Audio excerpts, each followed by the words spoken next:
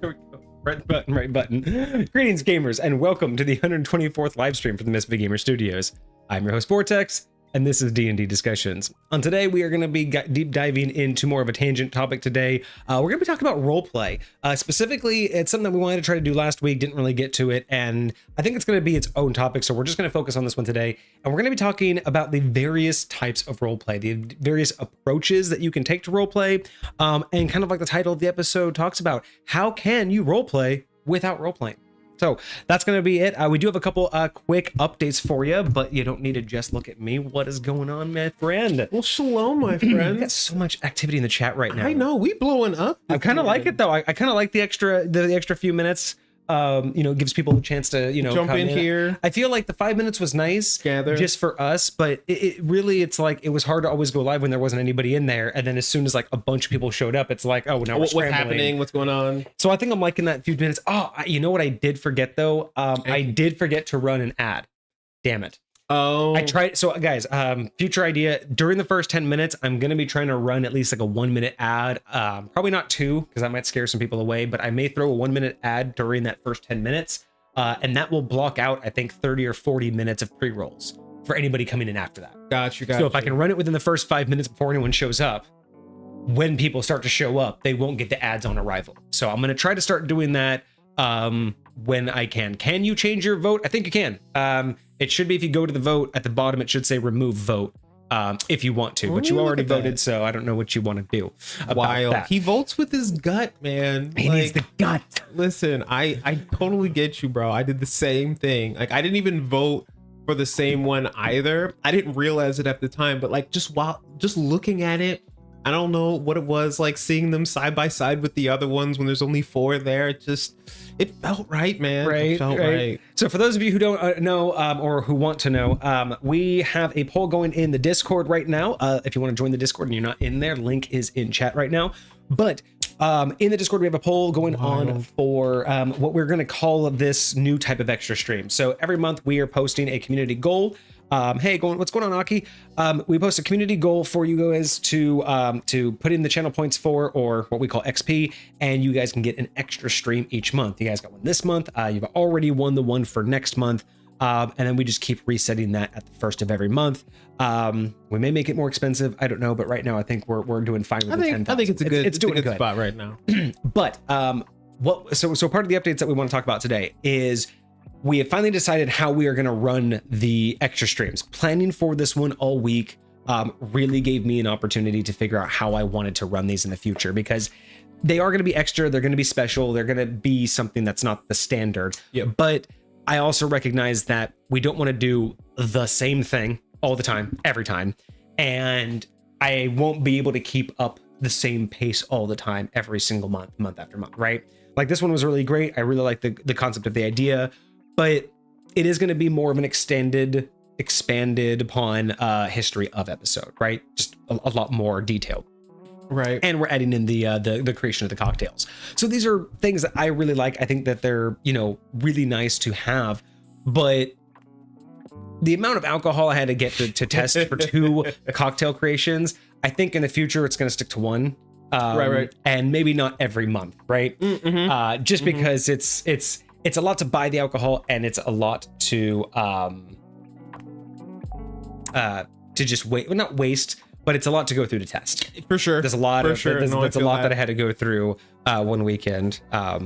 Yeah. So anyway, with that being said, we've had a couple ideas that we've thrown around in the background about Oh, and I like episodes or episodic series that we want to do that don't quite fit in with Homebrew Review or our Friday episodes.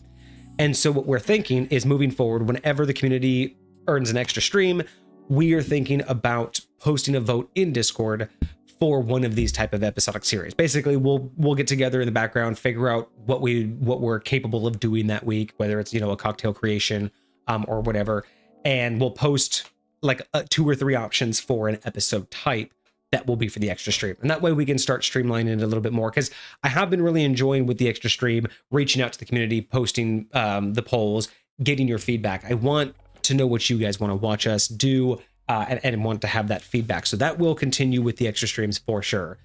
But in the long run, I think what we're going to want to do is have 3 to 4, or about 2 to 4 different type of episodic series that y'all can vote for, and then we'll just, whatever one that falls in, we'll just do, the next idea in that series. Because we've talked about doing things where, like, pop culture builds, where we'll take a character, some type of character from pop culture, and convert them into a D&D character. So that could be an episodic series where if you vote for that, that's what we'll do on that month's extra stream. We'll take a character and like have like a list of characters, and they can vote for it. Like, you'll vote for the character of who we do. So yeah, so that's like an idea that we've done. Probably the sidekick tournament is probably going to be part of the extra stream. So as we develop the tournament of sidekicks, that's going to be fire. And then we're going to add other things, right? Because as much as D&D is fun, we also want to expand our ideas just for a fun type of stream. So, we might try like a cooking stream. Like, we might give that a vote one time where you guys can vote on what we have to try to do, right?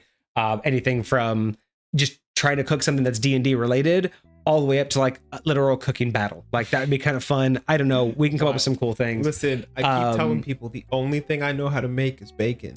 Like, that's it. That's it. So we have a couple different ideas we're going to throw out, but basically we'll have this stock of ideas, and then whenever the extra stream comes up, we'll post a vote for what we would be willing to do that following month, or what we're capable of doing based on funds and resources. We're going to be expanding a lot of that. I think that's going to be a lot of fun, and it's just going to help us not like we can really run out of information or run out of stuff to talk about with D&D, but I think it'll just help us prolong the actual creative process and not get us close to burnout as quickly.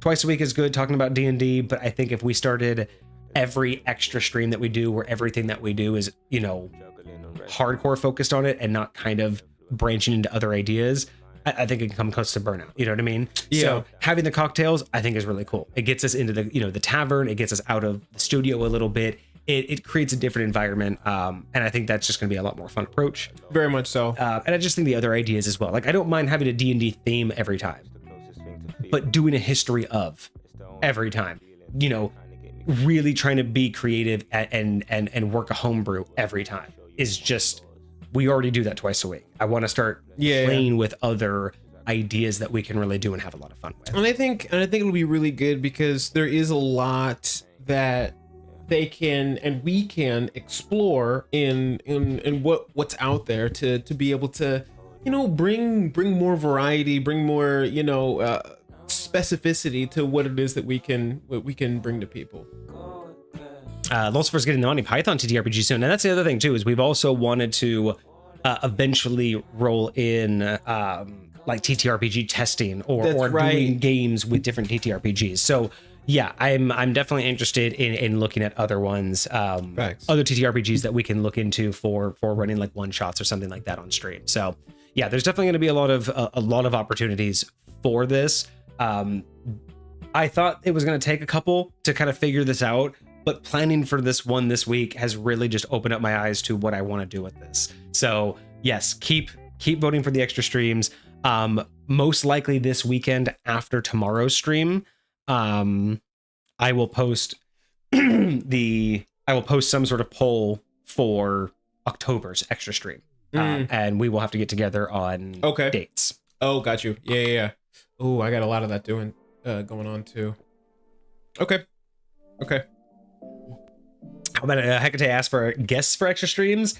So we have talked a lot about whether or not we want to do guests. I think at this point, we have decided that if we're going to do any kind of guests, those will probably be done via Discord. And then they still will be recorded, and based on what happens after the fact, we'll clean it up, do an edited version, or we may just post the whole VOD, depending on how clean it is. Right. And I just say clean is in terms of if there's not a lot of technical difficulties, if there's not a long unnecessary pauses. If it's pretty clean and relatively flows like our normal streams, we'd probably post the VOD. If it needs some cleanup due to technical difficulties or whatever, I'll probably just do some basic editing. But in terms of live streams, until we get some sort of vetting process in, and we feel more comfortable with who we would bring on board, that's going to be kind of a hesitation for us, is to bring people that we, again, don't really know. So right. It's that whole thing of just risk and reward. So we want to do it. We do want to have interviews. We do want to talk to you guys, and it would be nice to have those videos, but doing it on live stream puts us at an unnecessary risk. So while we still want to do it, it probably won't be via Twitch for a while. Yeah. At least until we have certain people that I think, like, I'm sure that there's going to be certain exceptions, like the first one, hopefully this doesn't offend anybody, but the first one that comes to mind, outside of Lil Surfer, because he's already been, on the stream before. But like, I could see probably if we ever do a full live stream, like, DM interview or a live stream, with a viewer, the first person that comes to mind would be Big Dungeon. That's mainly fair. Because as a fellow streamer, has equal to lose, understands the same, understands the same level that we're at. So it's not so much a favoritism thing. It's just a, it's kind of like a radio show. What makes the most sense? I don't have the equipment to, unlike a radio show, to bleep people out if people start going crazy. Well, and most radio shows are at, on a 45 to 90 second delay. So Yeah. everything they're doing has already happened and they have time to react to it. I don't. And so that's why I don't look at the YouTube videos. We don't look at links. Like, I'm hesitant. Okay. I like what we're doing. I want to keep growing, and I am so hesitant to do anything that could ruin that. We got to be careful. And not that I think anybody would, but it just takes the wrong thing to happen. It takes one person, it takes an accident, it takes whatever. But I don't want that to scare us away from doing it. Sure. I do want to. That's have why that opportunity. you just be smart about it, and you're talking about your vetting process and making sure you know what's going on before you walk. And what's down really that cool road. too is if we do it through Discord. So here, a couple other ideas to help actually like make it to where it's not just about our protection, but if we do it through Discord, the live version could be a sub only thing or a Discord member only thing. Oh, that would be so cool. you could be there, watch us do it live through Discord while we're recording all of it, and then at that point, if we're doing it through Discord, we might be able to add more people into the conversation, like have people be able to raise their hand or do call-ins while we're doing like the person live, right? Okay. So if we were to have anybody like kind of as the main special guest, we could have people actually call in, ask their questions instead of type them, and that would be all great. We could edit all of that in, make it look really nice, and then that way, again, whatever happens. If any technical difficulties occur, we can handle them on the spot. Sorry, and if anything goes wrong, it's isolated to Discord. And guess what? The worst case is someone's going to get offended and leave Discord. Like, right. I'd rather lose someone leaving Discord than get kicked off of Twitch. True, because that'll be hard. Phone a friend from Discord. There we go.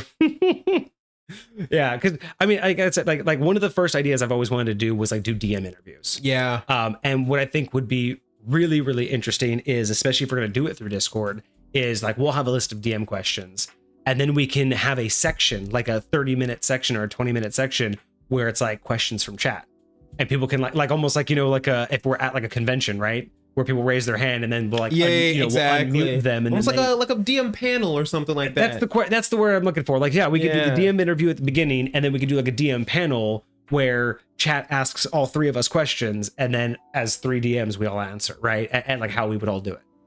So yeah, I really like that idea. That's kind of fire. And then yeah, as we go through, I have thought about also doing episodes where we get people who have sent us their homebrews that are more custom, that aren't really like D&D focused, but right. are Those more of their own like setting and their own TTRPG, and have them on and be able to do interviews with them and have them explain more from their perspective. And we can like actually like directly ask them any, like as we're going through whatever it is, and be like, all right, so how would this work, or how do you imagine this playing out, or Yeah, Okay, actually no, get the idea I'm of super where here did for this that. come from? What inspired you? Those are the kind of things that, we really want to like start pulling out. Would be also really interesting too. And this one I think would be a little bit harder because it may be, I don't know how well it would translate out, but even be able to do like a live homebrew review with somebody. You know what I mean? Like have them present something. And then Okay. we can kind of like, just give our perspective. So instead of us reading it out, they would present a piece of it. I mean, you kind of did that with me when I brought my leaf on. I was here for the review at least. Oh yeah. So something similar to that, where it's like just being able to be more than in chat. Right. Homebrew modules, yeah. I like that. So yeah, so we want to do a lot more with the special streams and the extra streams, and we do want to utilize Discord until we can get to a point to where it would be good to have someone, on live stream. Yeah. And it's just a trust thing, right? Not like saying that we don't trust all of you, but again, it's that whole we have more to lose than most. I would just say. So I don't know how do you say that without sounding like an asshole? I mean, You know what I mean? Like, how do you basically say that without saying I don't trust you guys to like get us kicked off Twitch? But lightweight, that's kind of what the risk is. It's like leaving your kid with somebody, right? You're not going to just leave your kid with whomever. Like you're going to want to know who the person is. Oh right? yeah, there's plenty of coworkers I see every day who have worked with for years, and I wouldn't leave a child around. Straight up, right? They also probably wouldn't leave a child around themselves, but it'd be like that. Trust fall, yeah. Cosmic, it's a 3-in-1 item. What's a 3-in-1 item? He had mentioned something to me earlier. He said the current thing I'm working on will be crazy powerful, but also weird. I see. Okay, I didn't catch your response to him in chat. Yeah. My bad. I thought he was talking to us. He's talking to you. So what else is going on? Okay, so yes, so tomorrow we have Definitely stoked for that. Tomorrow everything is ready, guys. Everything is planned. Everything's planned. The cocktails are planned. The alcohol is ready. We already know how we're gonna do it. The libations, excuse me. That's a beautiful word. That's a beautiful word. Libations. I don't know. We'll see. We'll pull up that. But yeah, tonight I'm gonna go and do the physical setup. In the morning, I'm gonna dial everything in, and then the goal is to go live sometime around 11. Excuse me, somewhere around 1 o'clock, between 1 and 1:30, depending on where we are with the information that we're spewing out. Right around 1 o'clock will be cocktail number 1. The goal will be to post a poll in Twitch chat, and the poll will go in Twitch chat, and that will be which cocktail, because for tomorrow, I didn't even mean to do this, but it just so happened that I made for the tomorrow stream, I made a cocktail and a shot. So because we technically have 2 different drinks, that will be we'll post the poll around 1 Which o'clock. one to do first? Let everybody vote on what do they want to see first, the cocktail or the shot, and then we'll go for another like 2 hours, or however long it takes, and then we'll do the second one, whichever the one that wasn't voted for, and then we'll finish up probably after another half hour or so. So idea is to go at least 4 to 6 hours. But that first drink is probably going to be around 1 o'clock. So okay. We'll be live around 11 a.m. Pacific Standard Time. In full swing, probably right around noon, and then about 1 o'clock we'll do the first cocktail. We might actually get Hoy Lepa before they go to bed. Yeah. Hey, right? That would be kind of cool. Very nice. So join us for that. I hope you guys do. I'm going to drop again, if you guys aren't part of Discord, I am dropping that in chat. And then that way you guys can get part of the poll. You guys can join, get that poll voted for. Let's see where we're at with the poll. We have 7 votes. So as of right now, we have 1 vote for lore, legends, and libations, which is hilarious because when I posted this vote in our sub chat in Discord, I gave our subs what was that? 8 title options. I mean, I guess we can go over this. I guess it's fine. We got time. Why not? So this is what. Hello? Honey? Oh, weird.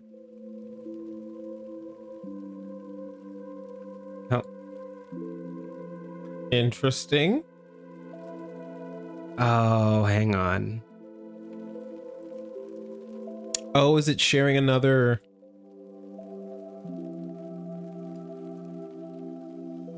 Oof. Hang on. I got it. There we are. I had the wrong one. I forgot that was an older one. I actually have to just delete that. Actually, no, I can keep that for later. I'll just have to. Anyway. So this is what I gave. The subs. Can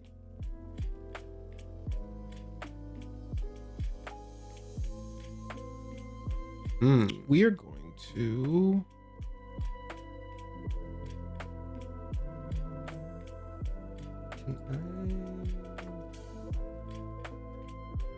Oop.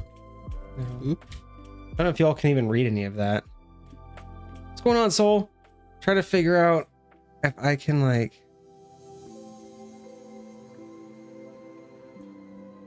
See if that works. What am I doing? We're gonna create one more. But yeah, I do think it's very interesting how differently, because I even like we said a second ago, I even looked at my old votes and they were not the same.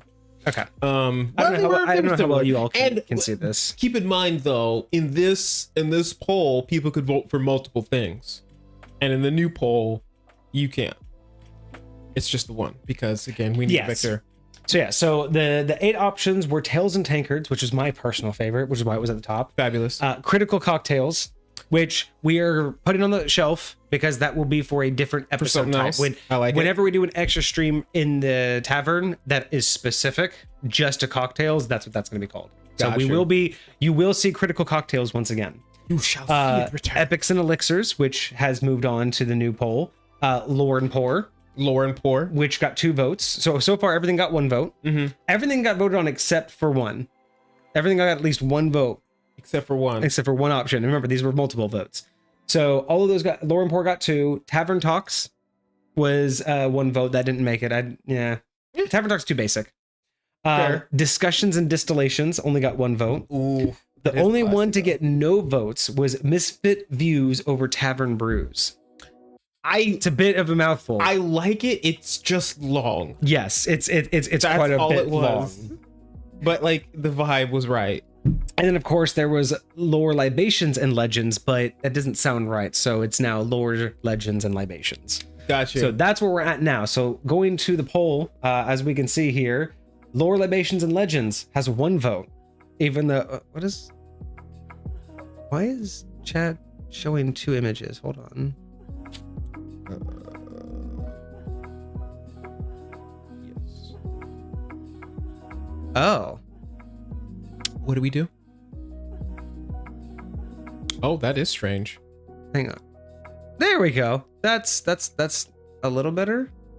It's capturing my whole window. I don't want like that though. Yeah, because now it's behind chat. Yeah. That's better. I like that. Yes. Okay. So now we have Lore, Legends, and Libations, 1 vote. Even though that was the winner. The top one last time. Lore and Pour is leading with 3 votes. I think Lucifer dropped their vote. Yes, you betrayed me, Lucifer. Which is hilarious because I think what did you vote for originally, Lucifer? I think you originally voted for Lore and Pour. Yeah. So it's like originally voted for Lore and Pour and then went with your gut with Tails and Tankards, which again, listen, Tails and Tankards, like here's the deal. That was my favorite. Now, here's one of the reasons why I like this one a little bit better than Lore and Pour, because if you think about this as like an episodic series, right? Lore makes it feel like we're doing history. We're like going back in the history of something, right? And that's great, but what if we're not just doing that? When you think of Tales, like a lot of different things can be Tales, right? You can have Tales and adventures of a lot. I feel like it broadens the topic and also just really, really. Now, I will say, Lore and Pour really does roll off the tongue. It's short, it's simple, it's sweet, it's beautiful. Tails and Tankards, like it just hits. That's why that was mine. It hits, bro. And then Epics and Elixirs has 2 votes right now. Soul really likes it. Sounds exotic to Soul. Right. But honestly, Vote for it. like legit, once I had seen what the subs had done and I was going to repost this one, I'm like, you know what? I had made peace with lore, legends, and libations. And even mentally, I've been like preparing to like announce that like Like that's the one. It's like all right. but now it's not now. So now I'm just like, okay, now I gotta like reframe, like, no, it's lore and poor now. It's lore and poor. But it makes sense because again, the idea is that this is going to be for the episodic series when we do a extended deep dive on a topic, and include some sort of themed drink, right? That's we want a name that specifically goes with that, right? Because like I'll even say Tails and Tankards, you were absolutely right, better than lore and poor, but Tails and Tankards sounds more like we're going to be doing it while drinking. Yes. As in start to finish, we're going to be sitting there talking, We're just gonna have like talking about Tails while we're drinking the whole time. And we might do that someday as maybe we'll just do that as a one-off, a Tail and Tankards one-off. But I can see where like at least lore and poor, it feels like they're parts of, or at least you could see it more as you're getting information from a bartender who's then pouring you a drink, which me crafting the drinks. So right. I can it's see a vibe. that. It's a vibe. Yeah, lore, legends, and libations, I think to me, after sitting on it for this last couple days, that really was the best one though. It covers everything. It covers lore, legends, like you just said. It covers both history, it covers legends, and then libations is just such a beautiful word.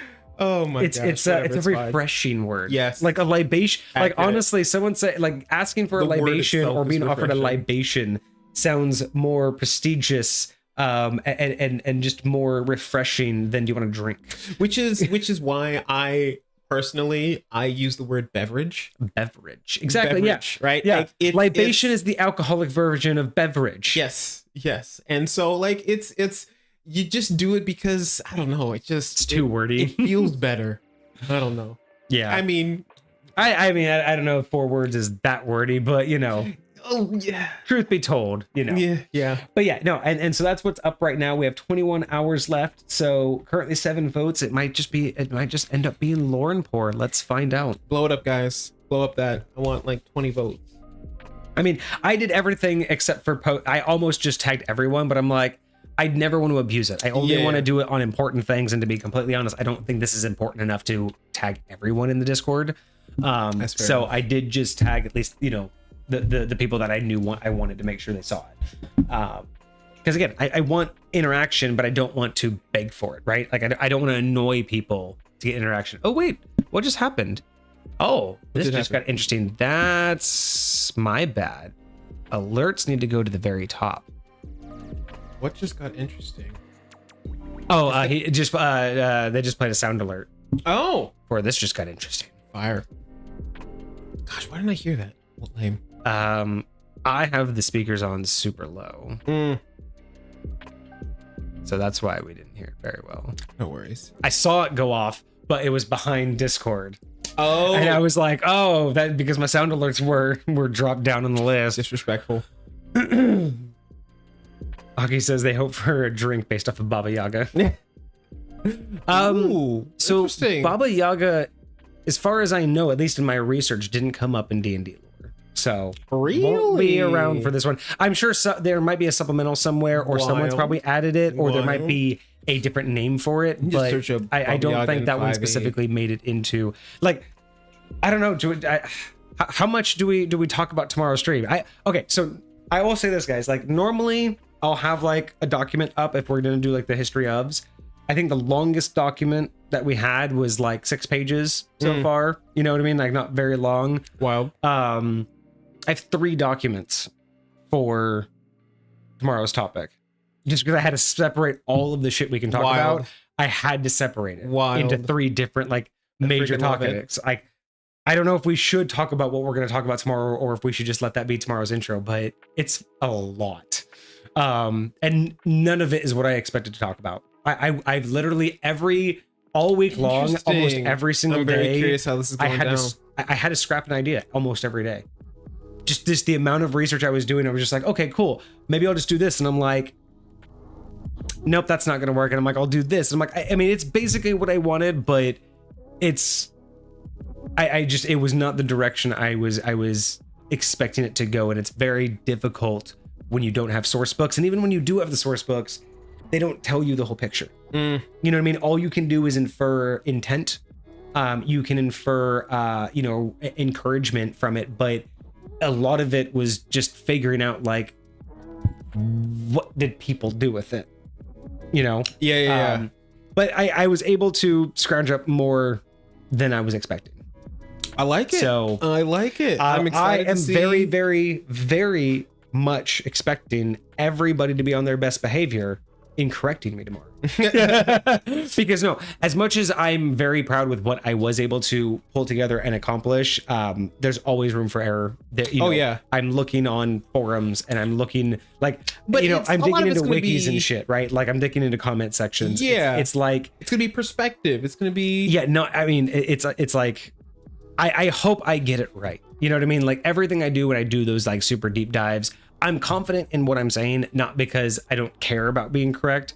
I'm confident in I've done the best I can at gathering the info, 100%. but I do not mind being told that I got something wrong. So I'd much rather correct it. Like, for instance, the last homebrew.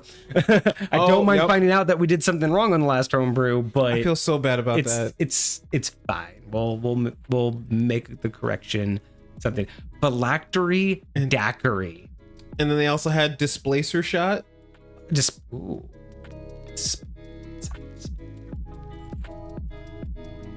Like, yo, that would be just fire. Just create a drink based upon a name. Okay.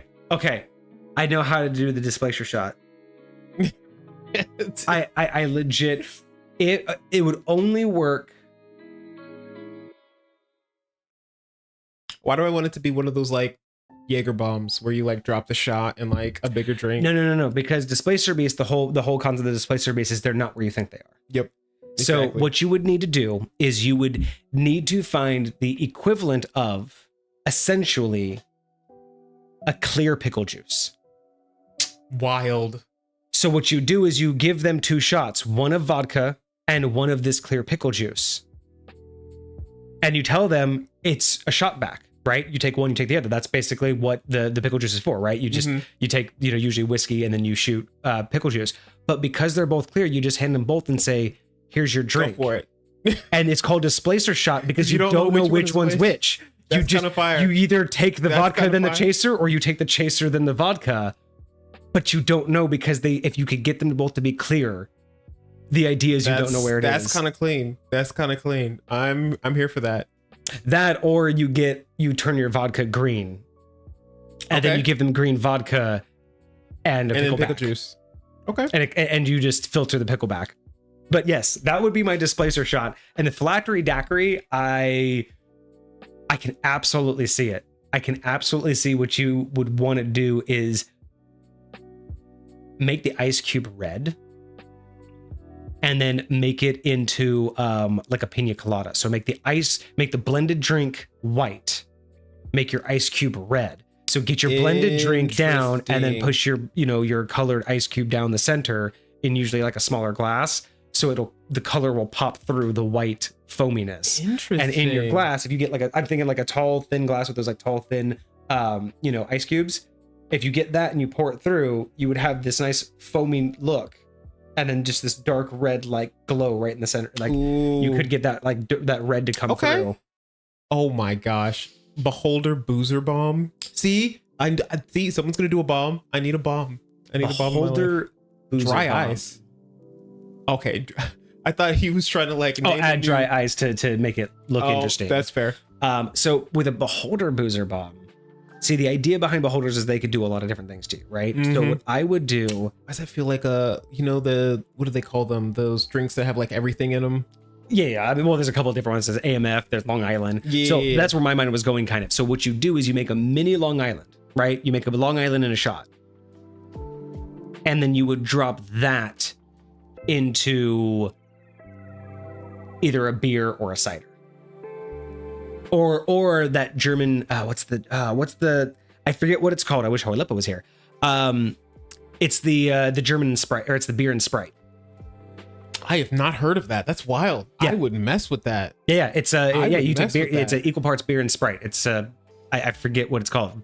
But I would do that. I would do like a Long Island in that, or what you do is you do like a Long Island shot, but you also add in something that's gonna make you like, you know, like there are some shots that you take and then you just kind of have that like moment of grimace where you just kind of have to take it, like a Goldschlager or something. Right. So it's like you make like a Long Island shot, but with Goldschlager. So the mimic would either be literally the mimic bomb is either a really nice, you know, the beholder bomb would either be a really nice drink where, you know, it's all blended well and it's all the nice flavors, or there's that one thing in there where it's all nice except for that one thing that when it hits you, you kind of grimace, and that's the beholder freezing you in place with one of it. Like, so you get all of its abilities, but you also get the paralyzation, because I think that's one of its abilities, to paralyze you, right? Interesting. So that's how I'm thinking a beholder bomb would work. Is it's a complicated shot, but if you really wanted to go the beholder like scary route, is you make one of those alcohols make you grimace. And then when you take it, there's that point of where you turn to stone because you have to like hold on to it. Interesting. Okay. This is fun. This is fun. This is not what we planned to do today, but this is fun. We gotta do this more. So the mimic would have to be, make it look like another drink. Make it look like a tequila sunrise, a pina colada, make it look like something, and then make it spicy or bitter. So think of like a real good tequila sunrise, like from a bar, right? It's going to be, you know, really sweet, orangey, you know, and then it's going to have like the nice redness from the sweets that you put into it. But imagine you make that with like almost like a Campari, which is super bitter. So it looks from a distance very appealing, very nice, but as soon as you drink it, you get smacked with the exact opposite flavor that you were expecting. You see, I would like that if you did it to a Bloody Mary. Because then you would make what a Bloody Mary would normally taste like with the spice and all that, and then you would turn it into something like maybe either super sugary or potentially even super dry or something to that effect, but just something very opposing what it normally would be. I like doing like a pina colada, but aggressive. Yeah, I'm trying to think what you would add to pina colada to make it aggressive. Oh, a pina colada, but with like jalapeno tequila. Like a jalapeno infused tequila. So really make it smack you in the face, even though you're expecting like nice coconut. It's just a blended tequila, but it looks white. I'm thinking tequila sunrise, but make it bitter. You know, it doesn't have to be spicy. It has to be inviting and make you think it's one thing until you taste it. And then it's absolutely like attacking you. That's what you need to have to be a mimic. Okay. Okay. Okay. This is the stream now, making dreams from names. See, well, and this is like, again, this would be a great extra stream, is we could literally do this. And as I grow the bar, as I grow the tavern, we'll be able to do this live. We'll be able to like sit there and try to make one. That'll be really cool. Look at me now. Trash can? What? The Trask trash can. Is trash can a type of drink? Why do I feel like I've heard of that before? Trash can cocktail? That sounds so familiar. Trash can cocktail. Is it? Let's see. So it's vodka, gin, rum, triple sec, blue curacao, and peach schnapps. You asked me this question. Pay attention. So this is how it is, actually, right? yes. You have the title. You have a small blurb, usually bullshit, but usually it will tell you like prep time. Okay. It might even tell you what to prep, like you need a shaker, you need a spoon. So anything before the ingredients is equipment usually, and just prep to let you know you'll need some stuff. So this one is actually wrong. They did it wrong. They did what wrong? They did 100% wrong. So this is what they say. It's 1 ounce of vodka, 1 ounce of gin, 1 ounce of rum, 1 ounce of triple sec, 1 ounce of blue curacao, and a ½ ounce of peach schnapps. And then it proceeds to the directions. Pour blue curacao. Oh, interesting. They fucked it up. Wild. See, I have seen some people do it by weight. Sometimes they'll just put the most weight, you know, the heavy stuff. But I was talking to Kage about this before stream. The traditional and correct way to write a recipe for cocktails specifically is that the ingredients list should always be written in order of use. So whatever is at the top of this ingredients list for the cocktail should always be the first ingredient in the instructions. Got you. That's like the more traditional way. And I've only learned all of this because I had to teach myself how to craft and create a cocktail from scratch. So there's a lot of understanding about, because realistically, the biggest thing you have to understand is like everything's already been done. Most of it is just tweaking the ingredients. So every drink has a base. Every drink is of every drink has an umbrella name. It's just, what did you do differently, right? Like there's 1,000 different margaritas, but what makes it a margarita isn't the flavor you add. It's the base ingredients of tequila, usually lime or a heavy citrus, and triple sec. Any flavor you add beyond that doesn't matter. It's those 3 ingredients that make it the margarita, right? How you prepare it, whether you shake it, whether you blend it, things like that will change it up, and your amounts will change it. But yeah, very interesting that this didn't do that. So this trash can is blue curacao at the base of a tall glass and filled with ice. Pour vodka, gin, rum, and triple sec, and the peach schnapps. So basically just pour everything. Top with an energy drink, in this case a Red Bull, which is also fucking stupid. Did you hear me say that there was an energy drink like Red Bull in the ingredients? Nope. Where the fuck did that come from? Wild. I hate this ingredient. Like, this is the worst example, everybody, of how to do a cocktail. You're like, Kage, pay attention. He's like, nope, don't pay attention. This is terrible. Like, I don't even think, I'm not even showing everybody what we're looking at here. This is what we're looking at. Don't be this person. Don't list your ingredient, blue curacao was way down at the bottom and it's the first thing they did. And then there is no ingredient for an energy drink, and yet it's the last step is add an energy drink that we didn't tell you to grab. Don't be like this person. So how would we do? And then a Tarrasque. Remind me. That's like one of the ultimate like destroying forces. I don't know if it's technically a dragon. I've heard it described as like the mother of all dragons. But it's supposedly like one of like the scariest monsters in all of D&D. Hello? What happened here?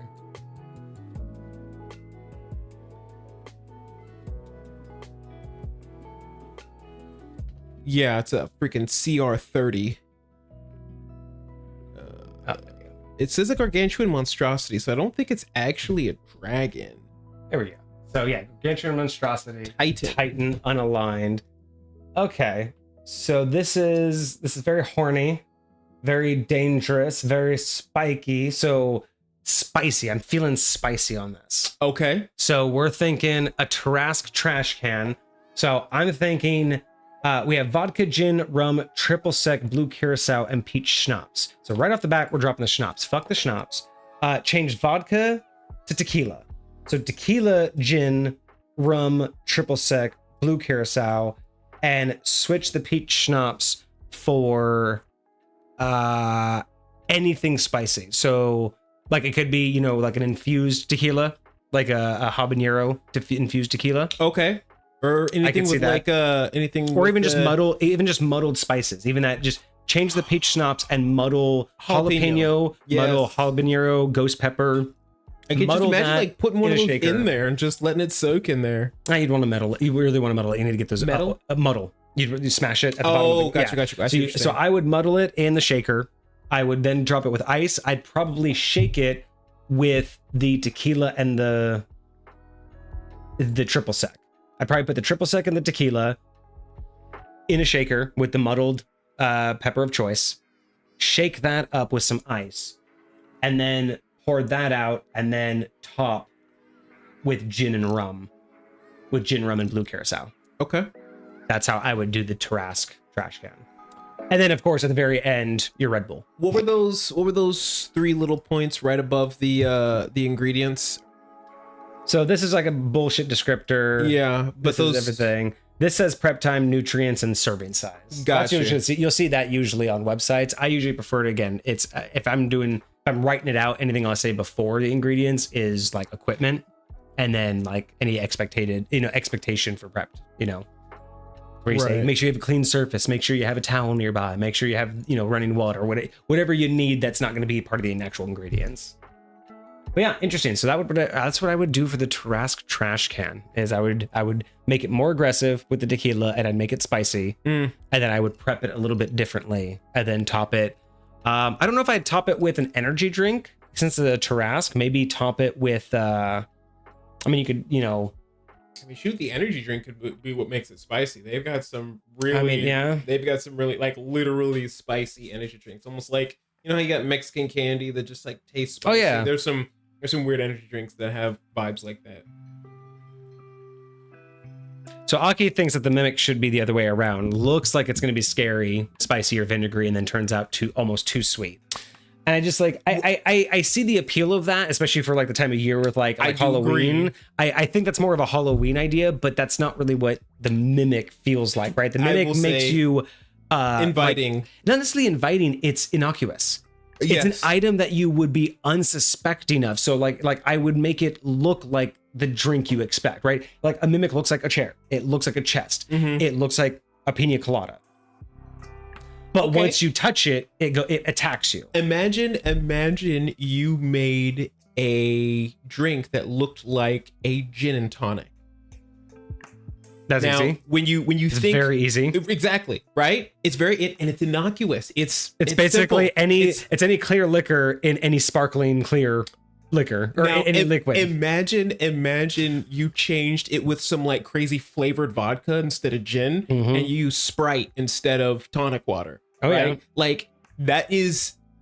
You would expect a gin and tonic, maybe even put a lime in there because it's lemon lime. You could change out the tonic with like club soda, which would change the flavor profile completely. You know, so I don't know. I like the idea of creating something that looks sinister and is nice, but I don't know if I'd call that one the Mimic, because Mimics don't usually look sinister until you've touched them. Yes, you know. Yes. Where were we? Yes, this is now the stream. Me criticizing the recipe layouts. Bring me another. How dare you? I'm honestly very surprised I even recognized Trash Can was a cocktail. Hecate, explain. He says a level 1 Aarakocra with Sacred Flame can kill and Tarrasque instantly and level up to level 20. Because I'm assuming the amount of XP that you get. Nani? Which is actually funny because the idea of leveling up to level 20, I definitely stole an idea from my DM regarding how to do that. Yeah, it's 155,000 XP. So from level 1, you would definitely insta do that. But one thing I really did enjoy for my DM is leveling cap. So you can only level so much in one go. I like the way that he did it. I have a slightly altered way, but the idea was that you could only ever do 3 at once. And then every one beyond that, you had an increasing percentage chance of, I think he put it as exploding. That's what I recall. Something about like if you like, I want to say theirs was like an increasing 10% chance. So if you would try to go to like 4th level, like at a 4th level, it'd be a 10% chance. If you try to add a 5th level, it's now 20% after the 10%, right? If you're going to add a 6, but it wasn't like if you wanted to just go straight to 5th, it wasn't just a 20%. It was you then first rolled the 10% to make it to 4th, then you rolled the 20% for 5th. So you had to roll for every single one, and then it increased every time, right? So you couldn't just say I'm just going to go straight to 6th and do one roll. You still had to roll for every one. But I kind of have something a little bit similar. I do still cap it at 3 at a time, because realistically, for me, the way that we've talked about how I do lore and everything, it just doesn't make any sense that you'd be able to physically be able to learn the skill sets involved with having that much experience, right? Right. Like XP isn't something that you feel, it's something that you gain, which is why I've always said like the idea of learning weapons, I've always just pushed into you've been training and you've finally been able to say, I'm confident in using this in a life or death battle. That's how I say when you level up and say I can do, a new weapon or I can do a new thing. It's not that you just suddenly woke up with it. It's that you've been studying, you've been practicing, you've been trying at it, and you're finally saying that I'd put my life on this. Like that's how I always look at leveling up.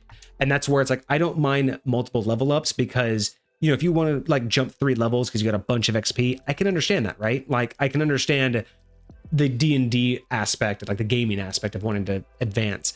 But in lore wise, each one of those levels, even by technicality, takes like a couple weeks in game, right? You're supposed to level up like over time, not just like. And so if you were to go to level 20, it's like, well, we'll see you in a year. like go to school at that point. See you never, bro. So I do prefer my own version of capping it. And I just like the idea, instead of like the explosion thing, mine is just more of, what XP is representative of, in the world. it's experience of what you learn and what you do as you go, which is also why I don't deal out XP like every single time.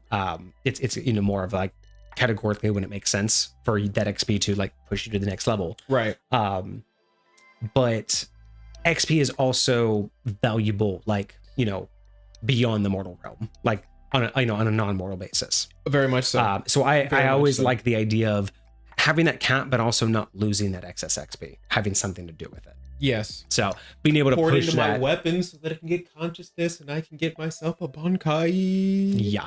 Eventually, like that might be a little bit hard. You'd have to learn the technique for Bankai in it. I want to learn the technique. I want to do all the things. Learn it. But yes, Hecate, I think he said,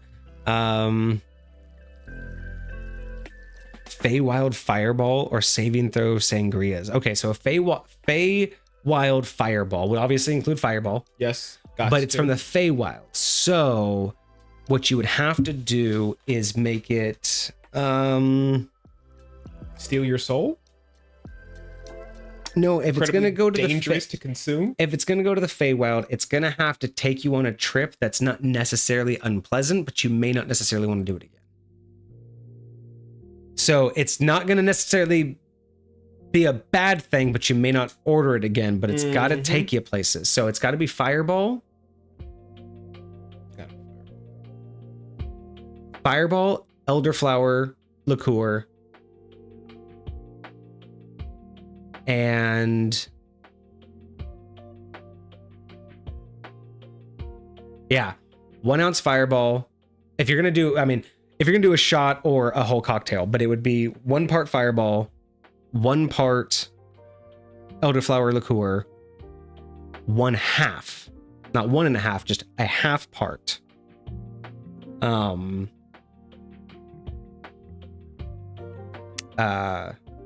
I'm looking for, absinthe, or any anise licorice flavor. Oh, okay.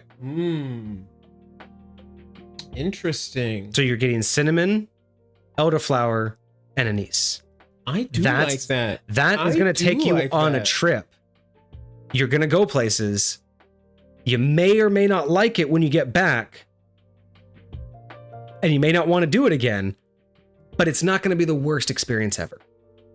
Because the Fireball and the licorice will actually play well together. Those flavors, I don't think will conflict. I think those will actually layer well on each other.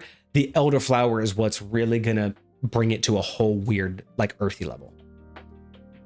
It's going to add maybe a little bit of like you're already going to get a lot of the sweetness, but it hopefully will mellow out the bitterness of the licorice, help with the sweetness of the Fireball, but give it that earthy, grassy tone. Give it more of that walkabout.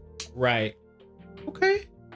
Okay, so you're pulling the transcript and we're writing all of these down, right? Because I am not writing these down, and I hope somebody is, because I actually want to make these. These sound just like off the wall ideas, but I'm actually legit. I will likely spend a day going back through these and putting it. If you write all these down for me, after you went over the trash can with me, I created a little template for recipes and stuff like that. So I'll likely just use them to practice. Yeah, templates for recipes. But yeah, if you write these down, I will make these. I will make all, like, again, and as we do this could be an extra stream one day, making all of these and testing them out. Right. Who are we? How to drink? That'll be one of our critical cocktail. Critical cocktail. There it is. That's going to be the episode of Critical Cocktails. We're going to make all of these. Nice. Very nice. Thank you. Oh, apparently Lucifer called it before I wasn't even looking at chat, because I was like looking this way the whole time. Apparently Lucifer figured absinthe. Hecate says, so not instantly, it would take time, but the creature has no ranged, and basically it flies and it harms it until... Oh, gotcha. Oh, so yeah. I was going to say, because this thing can't fly, all you have to do, just stays at distance. All you have to do is just stay up above it and shoot it 1,000,000 times until it dies. Because it has no resistance to it. It's got a terrible deck save, and that's all it is. And it'll have legendary resistances, but it'll burn through those.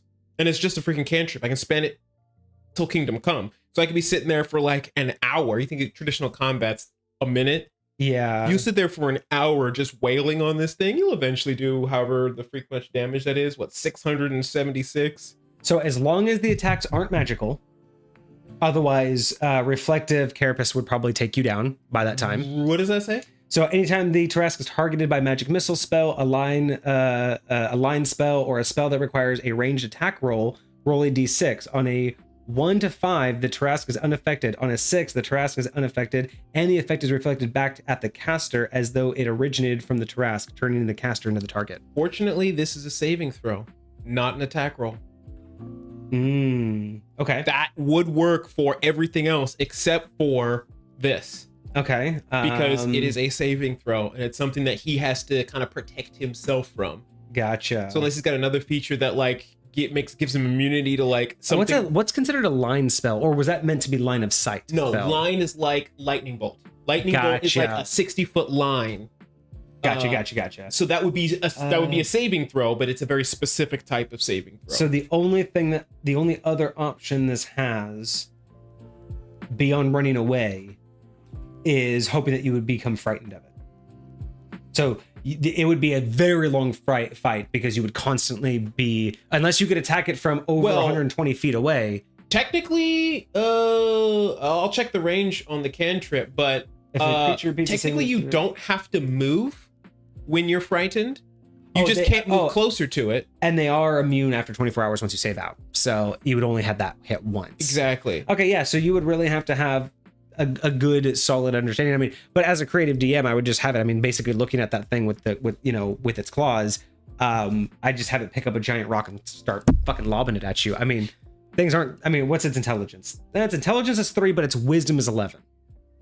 So it can't speak, but it has street smarts. If it can't hit you with its own, it knows it can pick up a rock. Figured out how to like throw stuff. Yeah, right. Like I would say it doesn't take wisdom to throw a rock, or it doesn't take intelligence to throw a rock.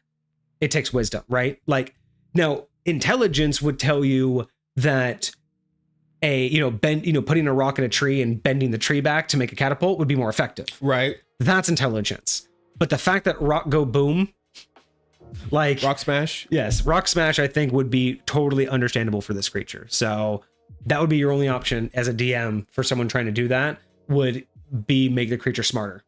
Have it run, have it hide. I mean, to be honest, after a certain point of time of not being able to do anything, the thing's not just going to sit there and let you wail on it. It would eventually leave. You know?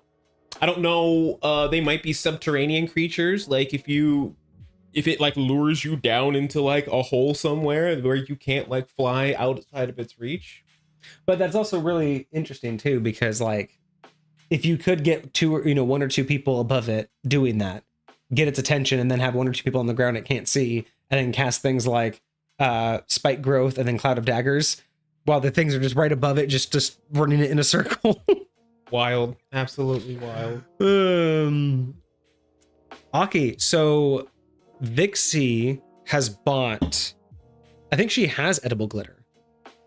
I think we do have, I think in her baking set, I think she has some sort of like for her baking stuff. Why? She also got honey that has the glitter. That would be sick. Like having like a potion type. I've tried it. I've tried it. It's very difficult to get the effect. You have to use a lot in liquid. I've seen people. Is that what? It's just the quantity. Because when it's on the surface, it's easy to see all the reflections, but when it's in liquid, it's constantly moving. Yeah. So you have to have a lot to really like. You won't just see tiny little flecks. Yeah. It's very clear liquid, or you have to have a lot to really make it shine. So I've done a little bit of testing, but it won't make it into tomorrow's. Like tomorrow's didn't quite get enough for glitter, but maybe one day. So Soul says that these sound amazing, that they'll drink along with us. So one thing that we didn't do this time around, but if everybody likes tomorrow's stream and people like the idea of the cocktails, when we do future ones that we intend to do cocktails on, we are probably going to end up posting in Discord ahead of time the ingredients, not necessarily the recipes, but I may just post a whole list of the ingredients that we intend to use. So you guys can make it as we go through it. So if you guys want to pick up, if people want to join in, that would be awesome. Heck yeah, it would be awesome. So yeah, we'll be sharing what we make tomorrow. We'll be sharing. I think what we decided was the cocktails that I make tomorrow, we'll post the recipes for subs in Discord. And then of course they'll always be available on the stream. But moving forward, we may do that for our subs, is we'll post the ingredient list ahead of time. so you guys can join us and make cocktails with us, because that would be really fun too, is to actively like do that. I actually saw one of the YouTube channels I really like called Sorted Food. They did a live stream because they got with a company and produced one of those like monthly boxes you can get. And it was like a wine tasting box. Oh, that's cool. And it's like, instead of getting like bottles of wine every month, it's like an actual like wine tasting kit.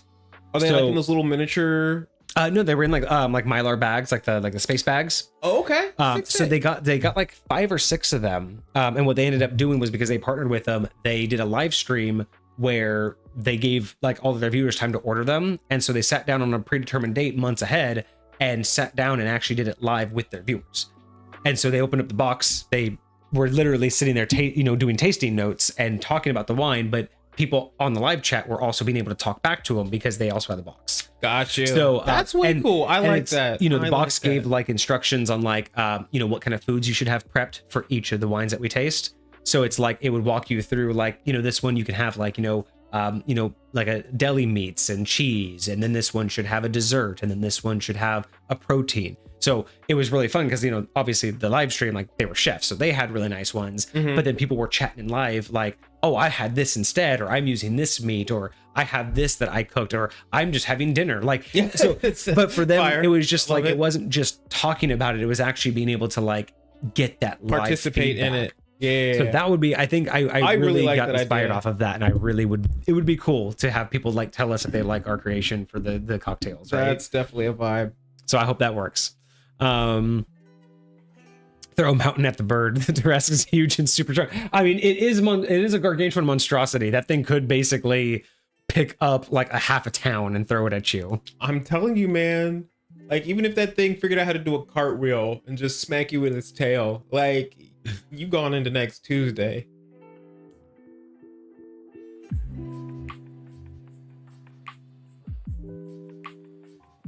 Actually, that's actually fascinating. Yeah. Creatures don't typically evolve traits that weren't in some way beneficial, right? Like the most beneficial traits get passed on. The ones that don't usually get used just fade into the distance. So Hecate brings up a good point. Why does the Tarrasque have spikes on its back? At what point in its history was that beneficial? What was it protecting itself against that it needed? If it's gargantuan monstrosity, what was so terrifying that it needed that level of protection? That's kind of wild. Now, you could say that the Tarrasque is a descendant of evolution and it could have started much smaller. Okay. And when in its smaller form, it just happened to need those. And when it grew big, we've known this where not every trait that's unnecessary gets dropped. At one point, a trait could have had, or a trait can be mutated. So there are ways you could go about it, but it is kind of terrifying to think that, yeah, what are those for, and what does it benefit to have that? Especially the way that they're designed, right? Like the front horns make sense, but the other horns go off to the side. They don't really protect, right? They go off and they curve down. What if it's for environment? Heavy snow. Oh, what if this? Because if it was big, I was also thinking, what if it was big and sun, but what if it was big and flat?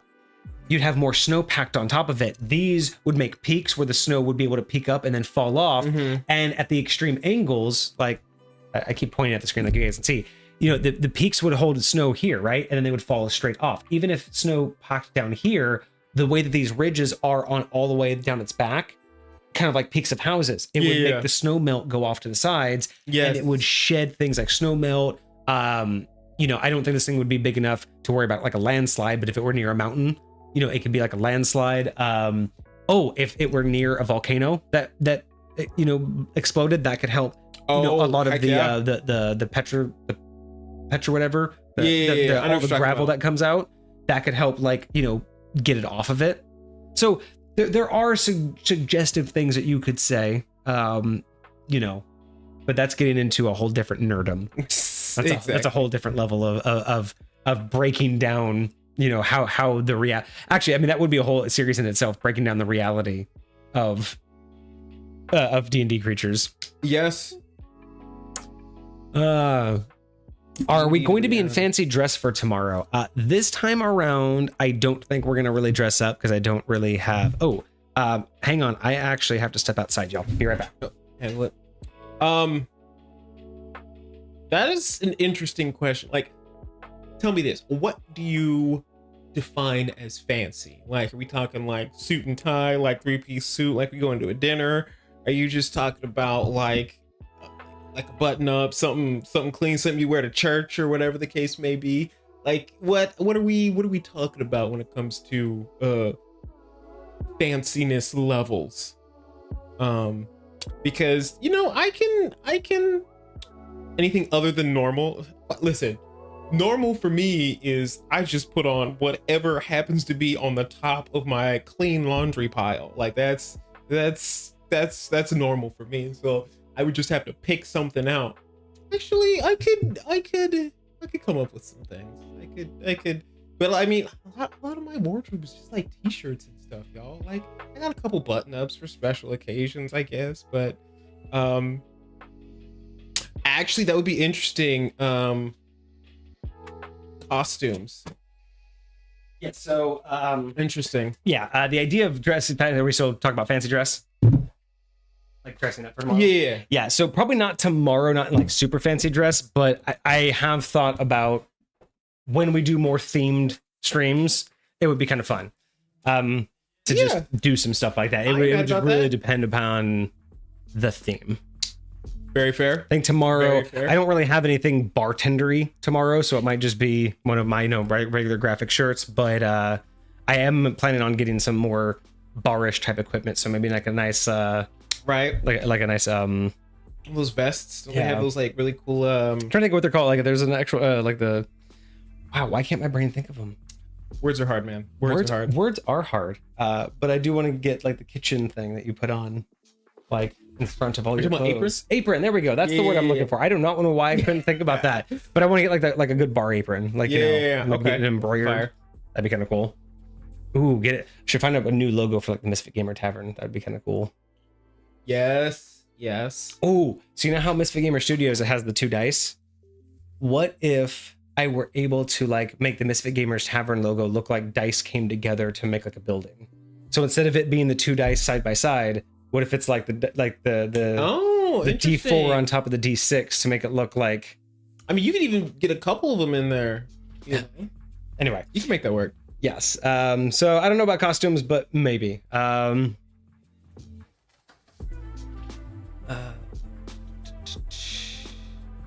Los wants to know if you've had a chance to check out the homebrew. I am replying to him right now. Basically, yes, I'm in the middle of transitioning it into our format. But I will say, even though I have technically eyes on it, I'm really not getting a lot of information about it. It's mostly just layout and making sure like the parts that are bold on yours are bold on mine, if I need bullet points or not, and things like that. There'll be a couple of times where if I have to actually go into like the actual wording of what's happening, like sometimes I'll try and make sure like the sentence structure makes sense, make sure it reads well. But I'm not gonna lie, I'm super duper good at completely brain dumping something I just read. You ever have those ADHD moments where you like read a sentence and then immediately forget what you just read? Oh yeah, all the time. I do that intentionally. That's part of the reason why I don't do scripts. Because I'm focused too much on saying the word than I am about what I'm actually saying. Yeah, exactly. So I can go through an entire paragraph and be like, so what did I just say, guys? Like, I'm sure that was a great script, but what did I just say? Like, are we I won't even know about the thing? Yeah, it's hard. It's hard. Words are hard. All right. So we're, what are we? An hour in, a little over. That's fine. All right. So we can jump over to today's topic. We haven't gotten any more drink ideas, but hey, we have a lot. We will turn everything that you guys did earlier into drinks. I'm gonna make it happen. We're doing that. I got you. So today's topic, role play. This I think is actually going to be a really fun topic, and I really do think that this was just going to cover a whole session, because I even wrote it in. I don't know if you guys noticed, but even in the title, I wrote it a very specific way because I wanted to imply something here, right? Because role playing, there's not just various approaches to it, there's also a definition that we kind of have to start with, right? Because realistically speaking, there are 2 types or 2 definitions of roleplay. There are more approaches than just 2, but there are only 2 types. And that's what I wanted to kind of hint at with today's topic and today's title, right? It's role play without role playing. And so what I mean by that is, to start out with the definitions, when I think of like role playing, right? I'm thinking of being in character. I'm thinking of, not being myself, or thinking and acting through the perspective, through the lens of something else, right? Right.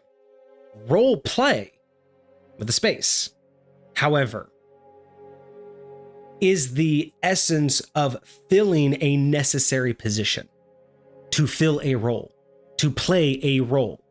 You talking about like DPS versus yes. Okay. Or it's not just that, but yes, that is a great example. Healers, tanks, those are roles that need to be filled, right? So role play, or filling a role, versus role play and acting, right?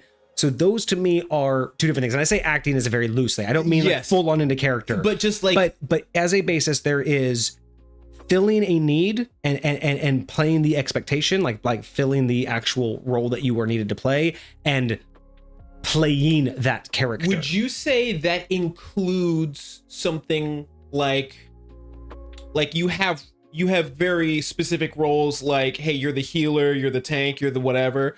What about roles like, hey, you're the mouthpiece of the group? 100%. That's what I'm talking about. So these are role playing. This is filling a role. Okay. You are the mastermind of the group. You're the one that talks.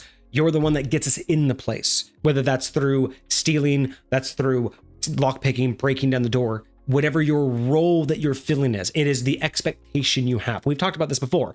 All the things that you do to build a character, right? They all make a full picture, but they're also kind of expectations. If you are a spellcaster and you don't ever use magic the entire campaign, why are you you're not fulfilling the role, right? The idea behind, if you take the healer position and then you don't heal the party, you're not filling that role. It doesn't matter how you play the role. It's whether or not you fill that role.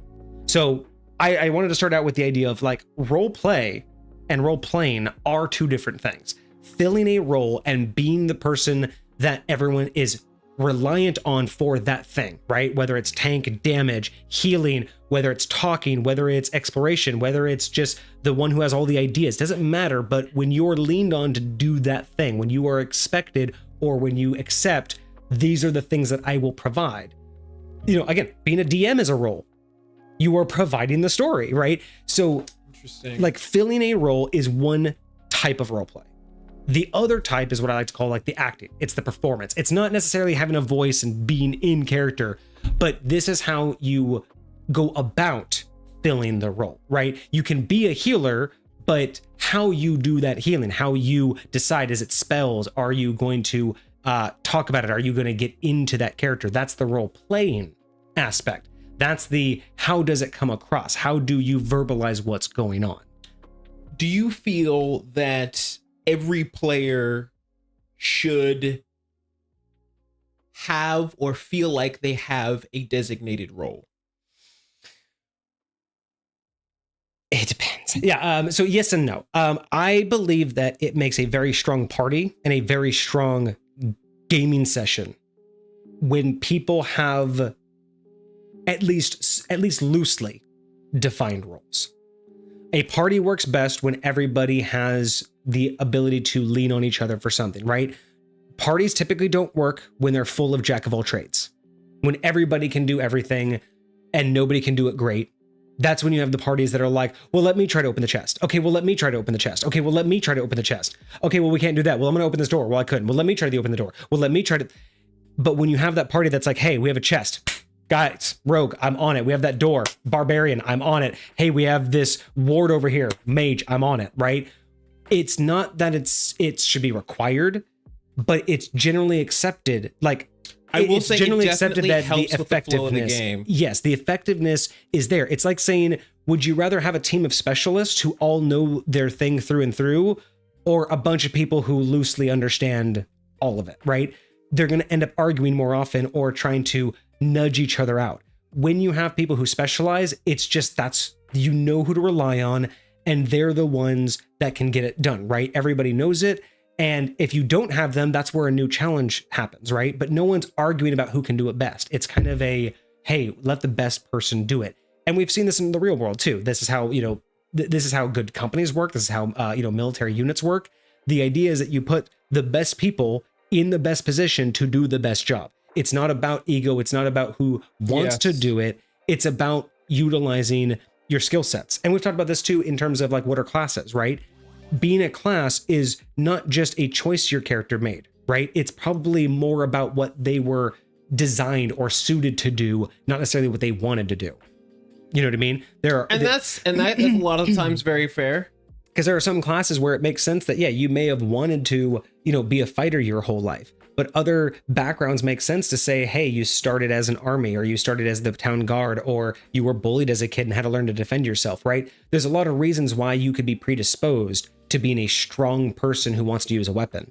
It doesn't have to mean that you want to be that. You don't have to want to be a knight to want to be someone in armor, but you could be predisposed to not being effective in those types of scenarios and situations. A lot of mages, right? Some mages decide to go study magic, but it's not you usually don't see, like you can totally have a very buff and strong mage, but you usually don't see that. You usually don't see a mage that looks like a barbarian. And I'm not saying that looks matter in the sense of how you make your character, but it's like, if you're usually that person who gets picked on, but you're really, really smart, you gotta think, magic's kind of a draw, right? Some of the reasons why people go certain directions is I genuinely feel as humans, we kind of follow the path of least resistance, right? Like if I have a general affinity or inclination towards a thing, right? If I am just generally built well, if I am strong, if I have it's likely that I'm going to want to use those skill sets, right? Yeah, if you're generally athletic, it's likely that you're going to want to do things that require athleticism, right? If you're generally intelligent, you're going to want to do things that generally make you recognize that, hey, this is what an intelligent person needs to work towards to do. There's definitely something to be said for people who are trying to challenge themselves and people who are trying to better themselves. It's like, yo, I want to go study to be a mage because I want to be smarter, because I want to learn. And that's great. Yeah, for there's always the exceptions to the rule, but it is exceptions. And again, usually think about how NPCs work, right? That farmer didn't decide to be a farmer. It's probably because their father's father was a farmer. All of it. Yeah. And guess what? If they go anywhere else, they'll probably starve. So this is what they do. They tend to their farm because this is what they know. This is what they're predisposed to. And that farmer, if you finally, eventually have a farmer that turns into an adventurer, it's likely that the farmer would probably be a physical one, right? Like you don't usually get a mage with a background as a farmer, right? Because that's usually where you get fighters and the barbarians, right? It just makes sense that you have these things that making these choices from the character's point of view isn't always a choice. Sometimes it just is. It's just what they were predisposed of. And in this, we're talking about lore, of course, right? Sure. Like how you build the lore of your character. But yeah, so when it comes to, building all of that out, right? Role play, filling that role, I think is not something that is required. I just think that it is universally accepted that it is the more effective route. So would I, as a DM, ever tell them, hey, I don't run games, I don't like games where they're like, hey, to run this, we need a fighter, a paladin, a rogue. And I've done that, right? Go into a gaming group and they're like, cool, I want to play this character. And they're like, we already have that. Oh, cool. I want to play this character. It's like, oh, he already does that. And it's like, what do you mean? I can't, they're like, no, we can only have these people. You have to fill one of these. It's like, I get that if that's the direction you want to go and you want to have, those predefined parameters, that's fine. I don't mind that. If I have a gaming group of 3 people and they want to play rogues, I will craft a story for 3 rogues. To me, the idea that you can't make a game work with any of those limitations, it's that doesn't make any sense to me. The story can be whatever you want it to be. A dungeon delve can work with 3 rogues. Just don't make it combat heavy. There's a lot of anime and stuff where it's everybody here's a mage, or everybody here's a rogue, or everybody here's a team of assassins that are all doing this, and the story still makes sense, and you can still have all the things. Mm-hmm. It's just how you're gonna choose to implement it. Yeah, so I feel that. So yeah, I would never say it's a requirement. I would always let the party choose, but I think at the end of the day, there are some roles that you can't get away from, right? Like the team leader role, the speaker of the team role. These are things that no matter what, no matter who decide, like even if you guys are against having roles, someone will always end up speaking up first. Someone will always end up being the tiebreaker. Like in these team, you know, in team dynamics, someone's always going to naturally fall into one of those positions. And so I wouldn't say you need to choose who it is. I would say that it's just more of the, just let it happen. If someone's going to fall into it. I'm going to add one more distinction, because I think there is something to be said for role-playing roles versus combat roles, right? Because when you talk about like a DPS, like that has nothing to do with the type of person you are, like how bubbly you are. That's what we're talking about. Is that's why that's role-playing, is the type, like how you would do things. But like if you're the DPS, that's just a role to fill. But you could be isn't also the party leader a role to fill? Yes, but you can have multiple roles. You could be the spellcaster and the party leader. I'm just making the distinction that the party leader and the spellcaster are two different types of roles to fill. Yes. And then there's role playing. That is how you talk to NPCs for the group is role playing. But the fact that you are talking on behalf, but the fact that your character is the one that's presenting, that's the role you're filling, right? And that's where I wanted to start with this, because it's going to be really important, right? Like, I feel like when it comes down to it, role playing is not necessary to play D&D. Role play, filling a role, is not necessary, but will make a game more successful. And when I say by role playing isn't necessary, it is, of course, but we're going to talk about, oh, hello?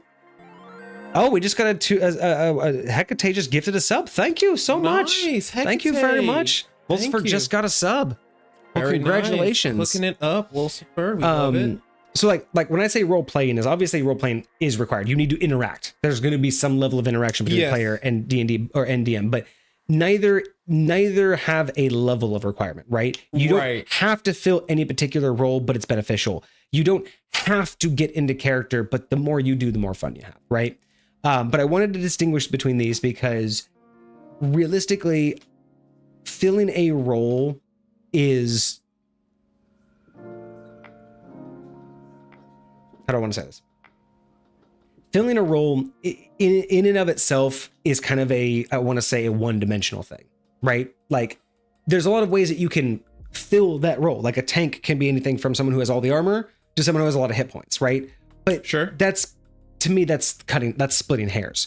The one-dimensionalism of filling a role is whether or not you're fulfilling the expectations. You know, if you're a tank, are you taking the most damage, or at least the most focus of the enemies? If you're a healer, are you doing that? Are you helping keep people up? If you're the team talk, are you the one approaching NPCs, or are you waiting for everyone to force those like, are you filling the role? It's kind of black and white. You're either filling it or you're not. How you fill it isn't as important as the fact that someone has the role and it's being done.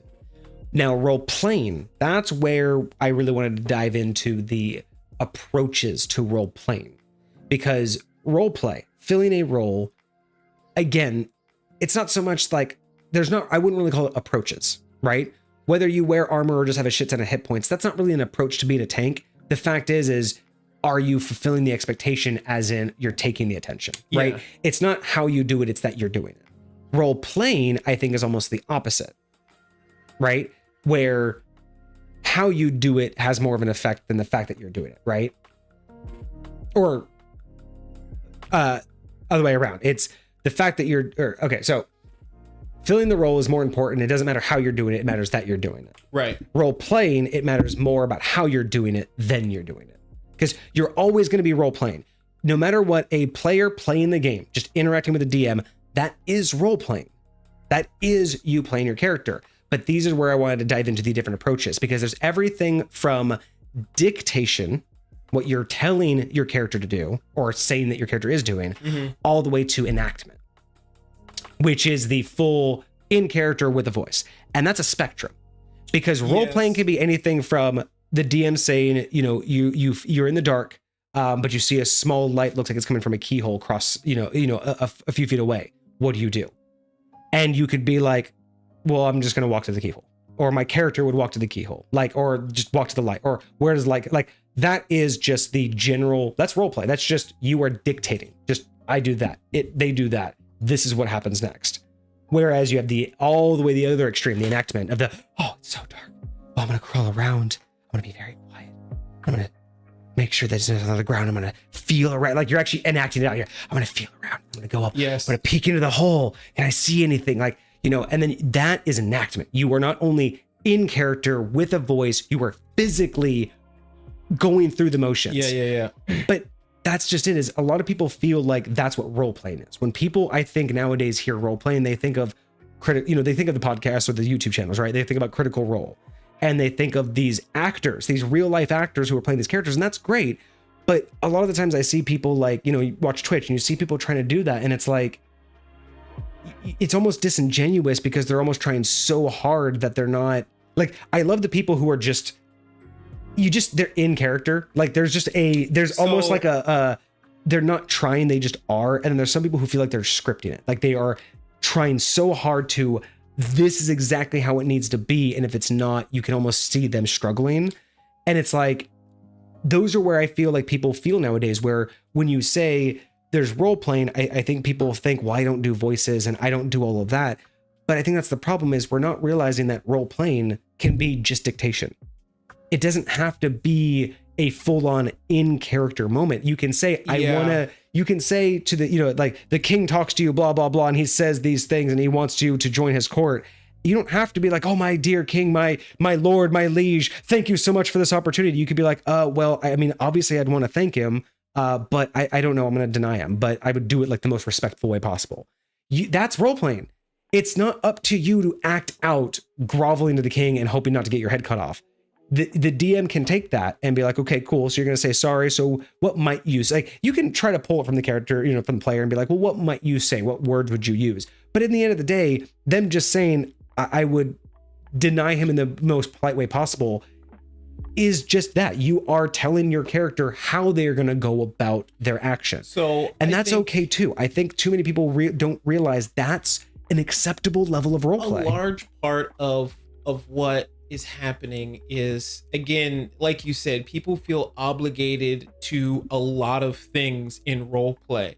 But the reality is, like, when you create a character, like, that character has its own life, has its own entity. They had a past, they came up, like, they would respond to things a certain way based upon the information that we all have. Now, you as the player character, you might not always have the insight for that, right? You might not always be able to say, oh, their tone of voice would be like this when responding to these types of situations. Like, that's not necessarily how everyone's brain works. Exactly. They don't necessarily see all those things. And it's totally fine for somebody to just be like, hey, my character is broody, right? That's the vibe that I want to go for. So please take that into account. A broody person apologized to you. So it's probably going to be short. It's probably going to be kind of that's kind of where it's up to the DM, right? The DM's there to be like, okay, you're a broody sort. So if you just say, yeah, I apologize to him, and you're like, so you're the broody sort, right? So, and then you would turn to the other character and be like, he just kind of shrugs off. He's like, sorry.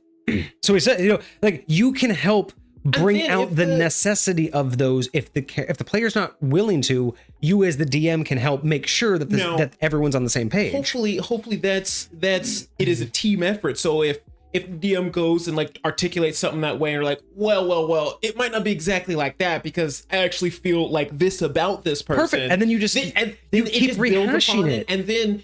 But the player doesn't have to be the one to do it. They can just dictate the details. Not only does that happen, but that point in time when that player recognizes, oh no, it wouldn't look like that, they are now adding to the role play. They're now adding to the depth of their character. They're now adding to what you and the DM now know and hopefully about this character. And hopefully that relationship between the player and DM has grown, because now the player saw their description turned into interpretation and goes, I can't describe it that way next time. I think that's what gets people deeper into it, is when they can see what they have envisioned in their mind manifest in reality. And I think, and if they can't do it themselves, having others help. What a lot of people do is sometimes when, and I struggle with this sometimes because I always want my players to have whatever freedom that they want to have, but I understand that a lot of the times when I ask them, they just draw a blank. They're like, I don't know how to move.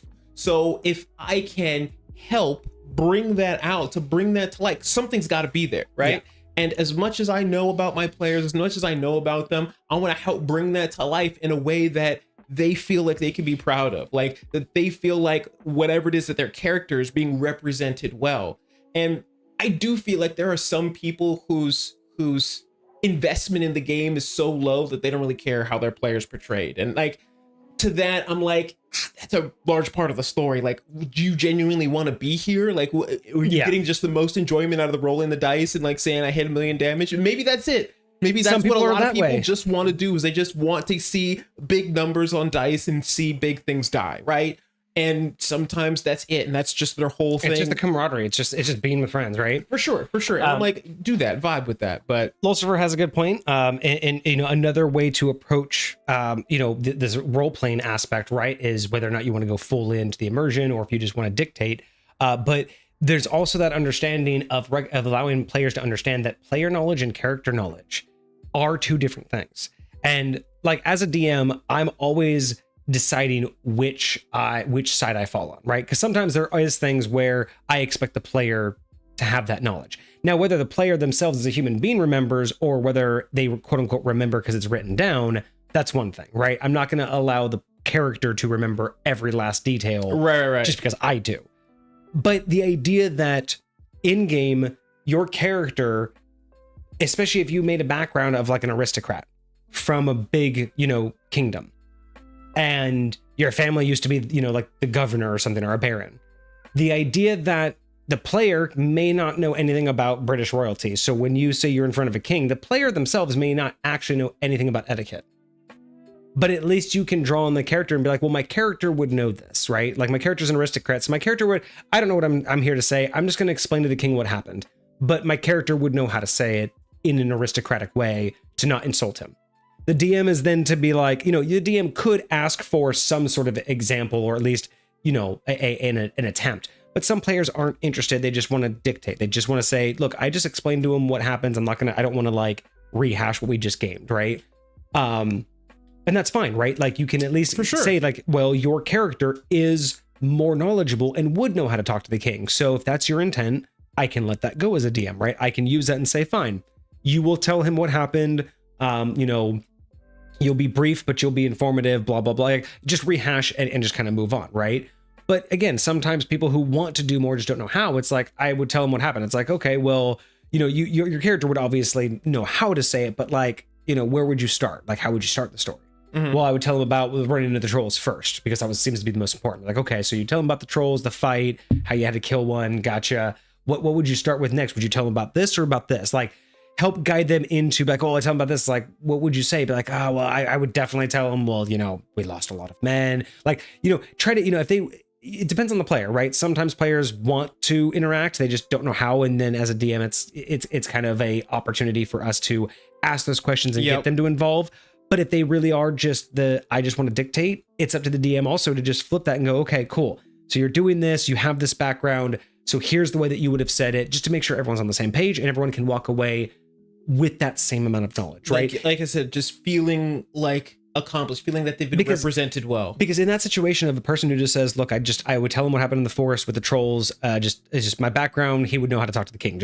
I'm just telling him the story. Sure. But if you just do that, if you as a DM, in my opinion, if you as a DM took that from a player and go, okay, cool, you tell him, and he tells you guys not to worry about it, and then you leave. No one in that party wouldn't be satisfied. Not a single player in that party would walk away from that conversation feeling satisfied. And it's not the player's fault. In that scenario, if the player just said, I would just tell him what happened and blah, blah, blah, and the DM was like, cool, you tell him, and then that's it. That right there would be a failure, in my opinion, on the DM. Because it's one thing to allow the players to dictate. If the player doesn't want to get involved in the role play part, right? And they just kind of want you to be like, look, just take my character's background. He knows how to talk to the king. But think about all the other players at the table, right? To then hear them be like, yo, I just tell him what happens. Oh, okay, cool. He says that's fine. That's not satisfying. They just went through all of that to come tell the king that they succeeded, right? Like, so it's up to the DM to be like, okay, cool. So you would tell him this. This is how you would tell him.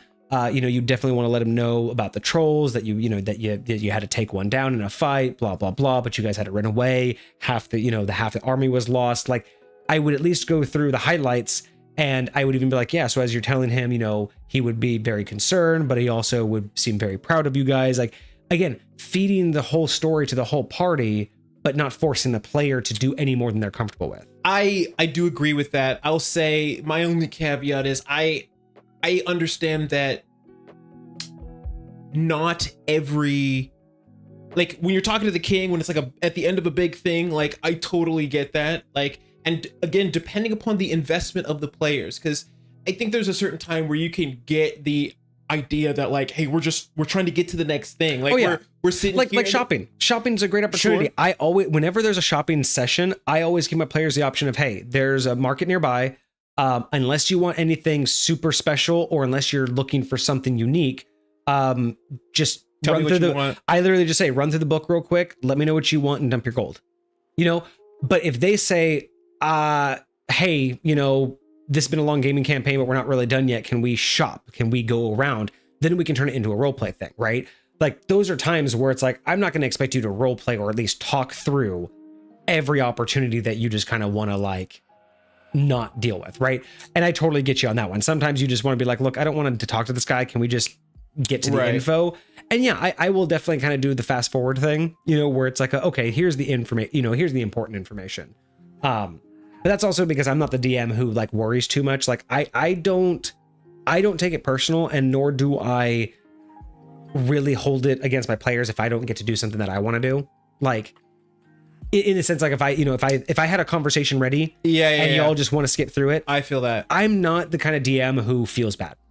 I'm the kind of DM who just goes, okay, like, I have so much more to, to offer, right? I have so much more built out that I want you guys to get to, that if it's really that big of a deal, I don't know. I can't think, like, unless it's like a BBEG, like, like speech or something. I can't imagine many times I would force it. But even then, it's a dynamic. I give my players, and I sell High Point on being dynamic. So to tell them they couldn't interrupt somebody, it's kind of like you're gonna fall out with the consequences if you do, but it's gonna be a realistic response. It's not gonna be I'm gonna let you get away with it and then continue my speech.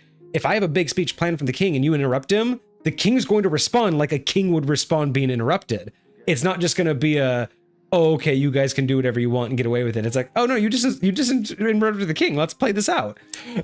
So I know that there are a lot of DMs that,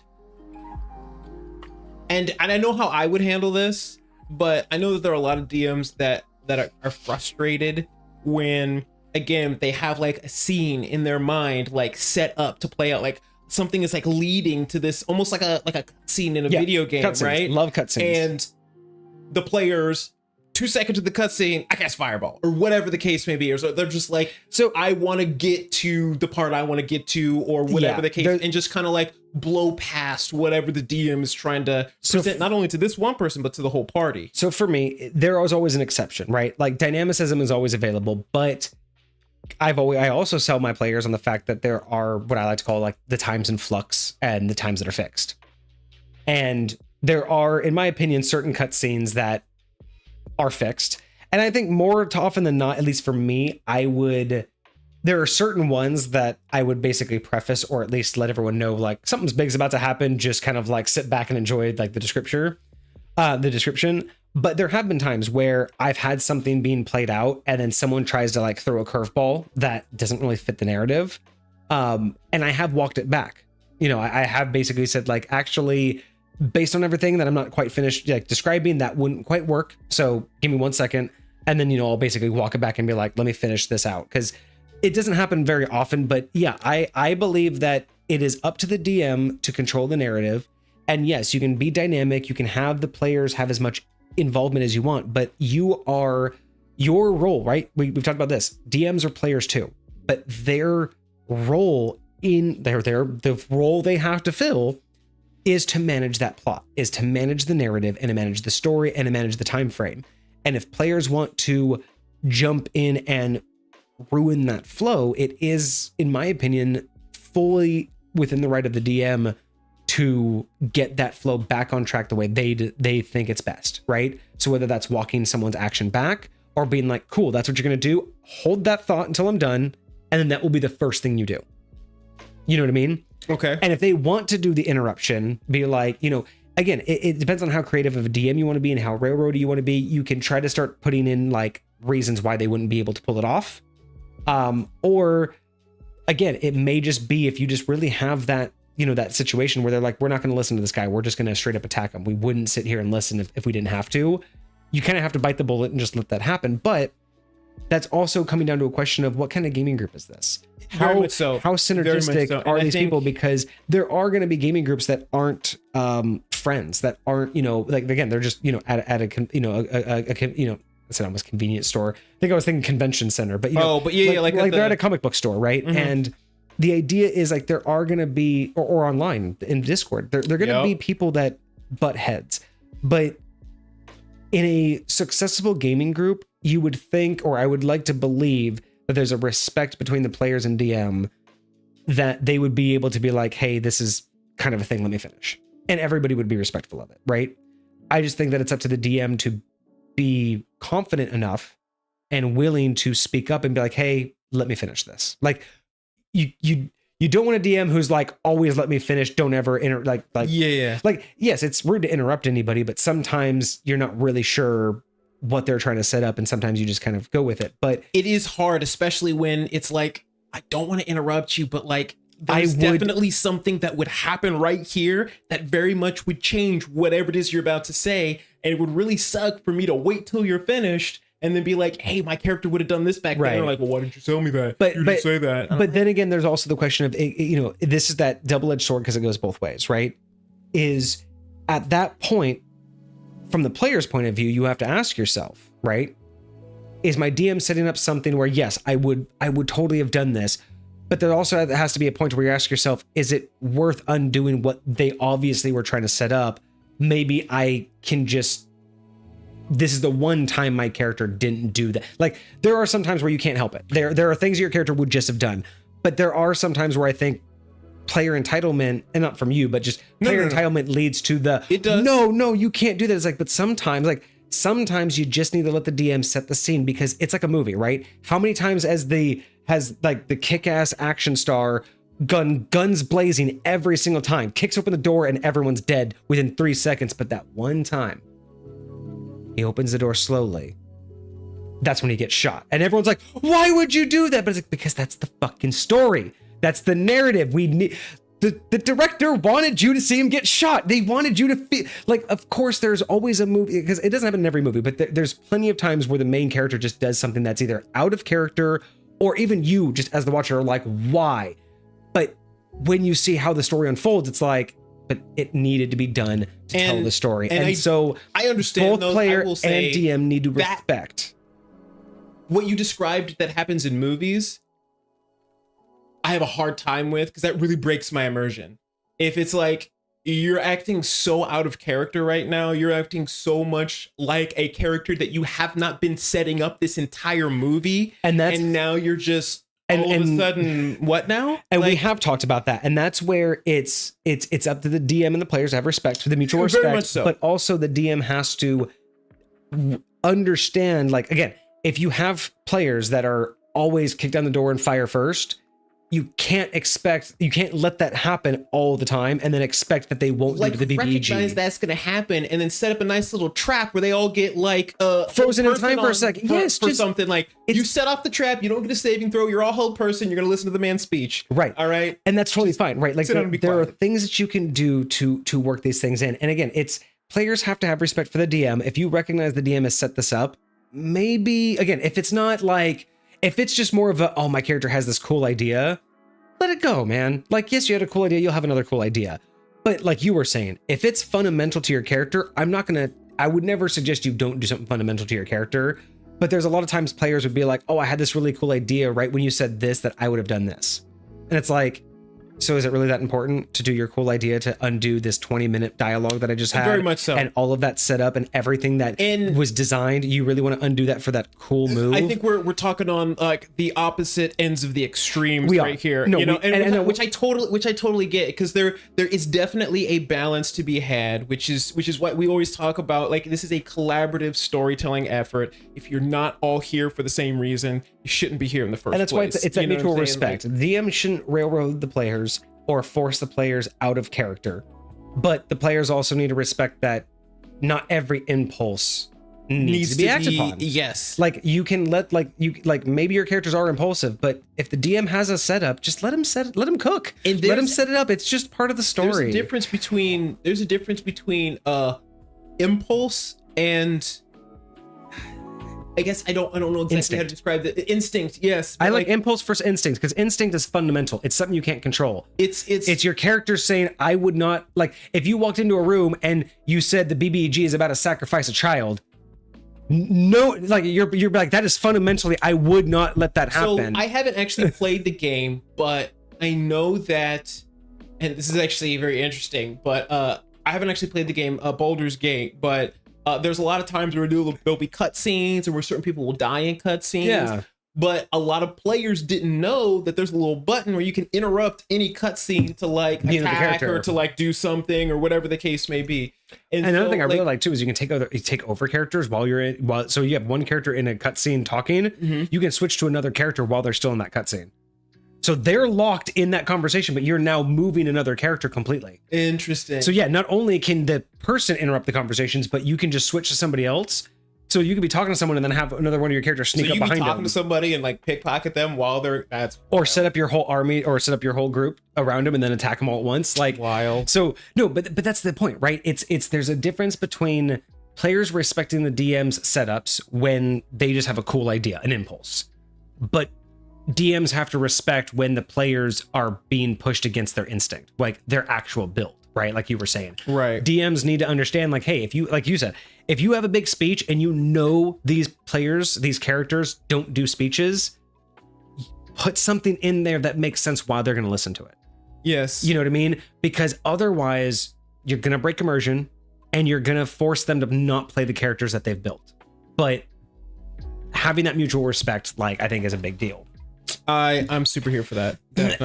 Aki says everyone wants to be the main character. Like, yes, very much so. And that's the thing too, is a little off topic from the role play aspect, but it's still it's how players and DMs can learn to role play better together. Because again, role playing beyond just the role you're filling has so many nuances to it, because role play is really just the way in which you interact with the game. The role you fill is the actions you take, right? Like the things that you're going to do. But how you go about doing them, how you explain that your character does them, and the flair in which you do them, the order in which you do them, the technique, the resources that you use, all of that is part of the role-playing idea, right? You can say, like, we talked about this in terms of combat. We both had players where they're like, okay, I attack. Okay, I attack. I attack. They just roll a dice. I attack, because you know what weapon they're holding. Then there's other players. Oh, I swing at him. I'm gonna swing with my sword. Oh, I'm gonna slash him with my sword. Oh, I'm gonna try to stab him with my sword. These are just increasing levels of role play. It's like, well, I'm gonna bring my sword up and I'm gonna try to like bring it down on him. My favorite mechanically, we're still role play spells. So it's like when I talk about like one of my favorite druids, like they love to cast fairy fire, and I love like that it looks like these little like specks of light start popping into existence, and they like attract to the, like, just like being able to describe like how different things go down or whatever the case may be, you know. So, and that's that idea, right? And the more advanced you get, the more immersed you get in that role play, right? Just, you know, the more you can pull out of this narrative. Like it doesn't change the plot. Like everyone's still doing the same actions mechanically, but the more you pull out of that narrative, the story gets more enriched. And then there's also unique types of role play, right? Because the extreme side is getting into character, and I mean physically and metaphorically. You know, voice, costume, and you know, you're actually acting it out. You have a voice, you have a character. But there's also those like weird in-betweens, because it's not just like a linear scale. It's like a 3-dimensional scale. Or like a spectrum. It's like a 3-dimensional spectrum, because sometimes you have the people who dress up in costume and get into voice and do all of that. And then sometimes you have the people who just dictate what they do. But then you have those other people who dress up in real life as their character, only to play the dictating type of player, where they don't have a voice, they don't have a personality, they don't talk from the point of view of their character, they only dictate. They literally just say, he does this, she does this, they do that. Oh, I would just do this. I say this, or I'm going to do, but they are in physical costume. And then you have the other people who are like deep into the character. Like they don't break it the entire game. The moment they show up, they are talking in that character's voice. They act like that character, but they're literally wearing, you know, like a basic white t-shirt, some jeans, you know, like they're not at all looking like their character, but but if you turned your back, you would not know what they would look like, right? And it's you would instinctively think that they are their character. You'd like envision them as like a half orc with like tusks or whatever. You know what I mean? And so it's like that's the idea, right? You have this weird multi-dimensional spectrum of all of these varying types of players, and that's where the idea of role playing isn't as important as it seems, right? Because role playing is inevitable. If you've never played a game of D&D and your DM says you start point A and you can go you start at point A and you can go in direction B, C, or D, what do? The moment you decide to do anything, whether it's go to B, whether it's to look down, whether it's to ask a question, am I outside? You're now role playing. It's just at that point, it's how much further do you want to go with it, right? And it's all about comfort, but there is no right or wrong on that. But I think that that's where a lot of people misinterpret when they hear a TTRPG and they talk about role playing, right? And it's like there's a big difference between, again, role play, filling that role and being what people need you to be and having to fill expectations, and then there's just playing the character and how much you want to become that character and how much you want to dictate all of the various aspects of it. And yeah, it's so fascinating to think about how many different ways. Like I've played with people who are very dictative in terms of action. So it's like they are not expressive at all. They're like, I attack, I cast this, I go over there. But when it comes to dialogue, instantly, whether it's not in character, but nothing they do in terms of dialogue is dictated. Everything is in conversation. Like they're not like, I would ask him this. They go, so Mr. Barkeep. Right. But then when it comes to like, they'll be super creative in dialogue, but then when it comes to actions, there's like no creativity. They're like, I attack him.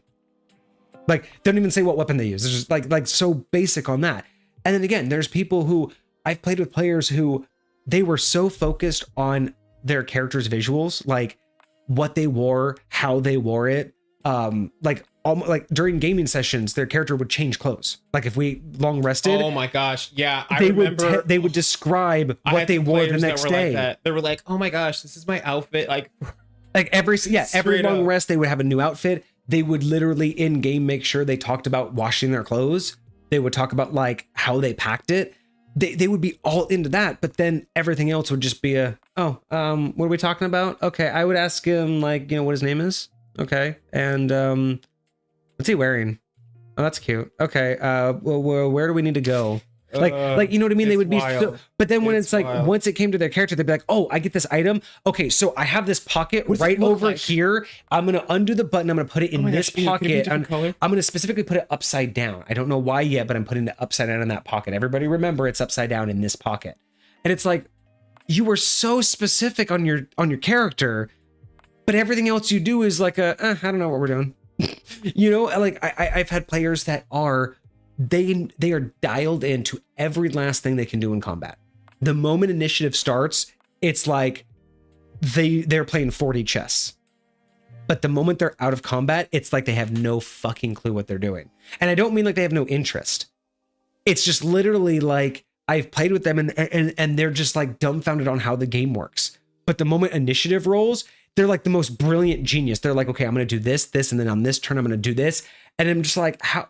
You know every tactic there is to do with your set of skills, but yet you don't even know, like when I ask you to do perception, you're like, what die is that again? It's like, how do you know the most obscure feat and how to use it, and yet you don't remember your perception? So wild. But this is what I love about that, right? Is I love that though. I love it, playing with the various types of gamers there are. But I do feel like this is what's not talked about, is that these are all acceptable levels of gameplay, or they should be.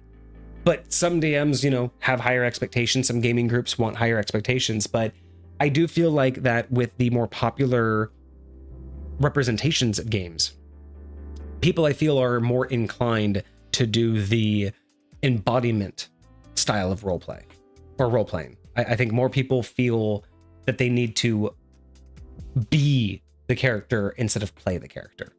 And I think there's a big difference between being a character and playing a character. Yes, I would rather you play the character first and then add being the character after, rather than being only about playing the character and not knowing how to be them. You know what I mean? Like it's wild. Like they focus so much on like you were talking about, like their outfit, like all this other stuff, but anything about their character, about who you are, like how you respond to things. I don't know how I'd respond to it. I don't really care. Yeah, but or it's inconsistent. It's literally and this is where the downside is. It's the unintentional metagaming, where the player doesn't have enough investment in their character to know their background, to know their morals, to know their ethics, to know how they would deal with things. So they're literally only dealing with them in the sense of, how does it deal to our situation right now? They're not thinking about how their character grew up, or, you know, if they've been in this situation before. They're more looking at, well, what have we been doing the last couple gaming sessions and how does that apply to us? Right. And it's not wrong. It's human nature, right? The player doesn't really think about being the character. So I can understand that, but at the same time, that's metagaming, right? That's one of those unintentional metagames where you're not thinking about it from all of the things that would influence your character. You're thinking about it from what's influencing you right now, which is the gaming sessions, right? You were influenced by the last combat we had. You were influenced by where you're trying to go. You were influenced by how much time you think you have to get there. You're not influenced by what happened to your character when they were 9 years old. You're not influenced by, you know, what happened when you first created your character that second gaming session, right? You're only worried about what's affecting you right now. And that's where role-playing can bring more of that out. You know, thinking about what your character is going through, what their mindset is, how they've thought about similar situations in the past, can bring, again, they can enrich the storyline, but it's not necessary. It isn't. Sure. It's not necessary to progress the storyline, but it does help enrich the storyline.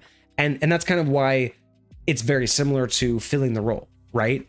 It's not fully necessary to have roles that you need to fill, but it is highly effective to fill a role that you've chosen. And same thing with roleplay. Agreed. It's not required to get full on into roleplay and become your character, but it does enhance and enrich the story and the narrative the more you do so. Right. So that's my 2 cents.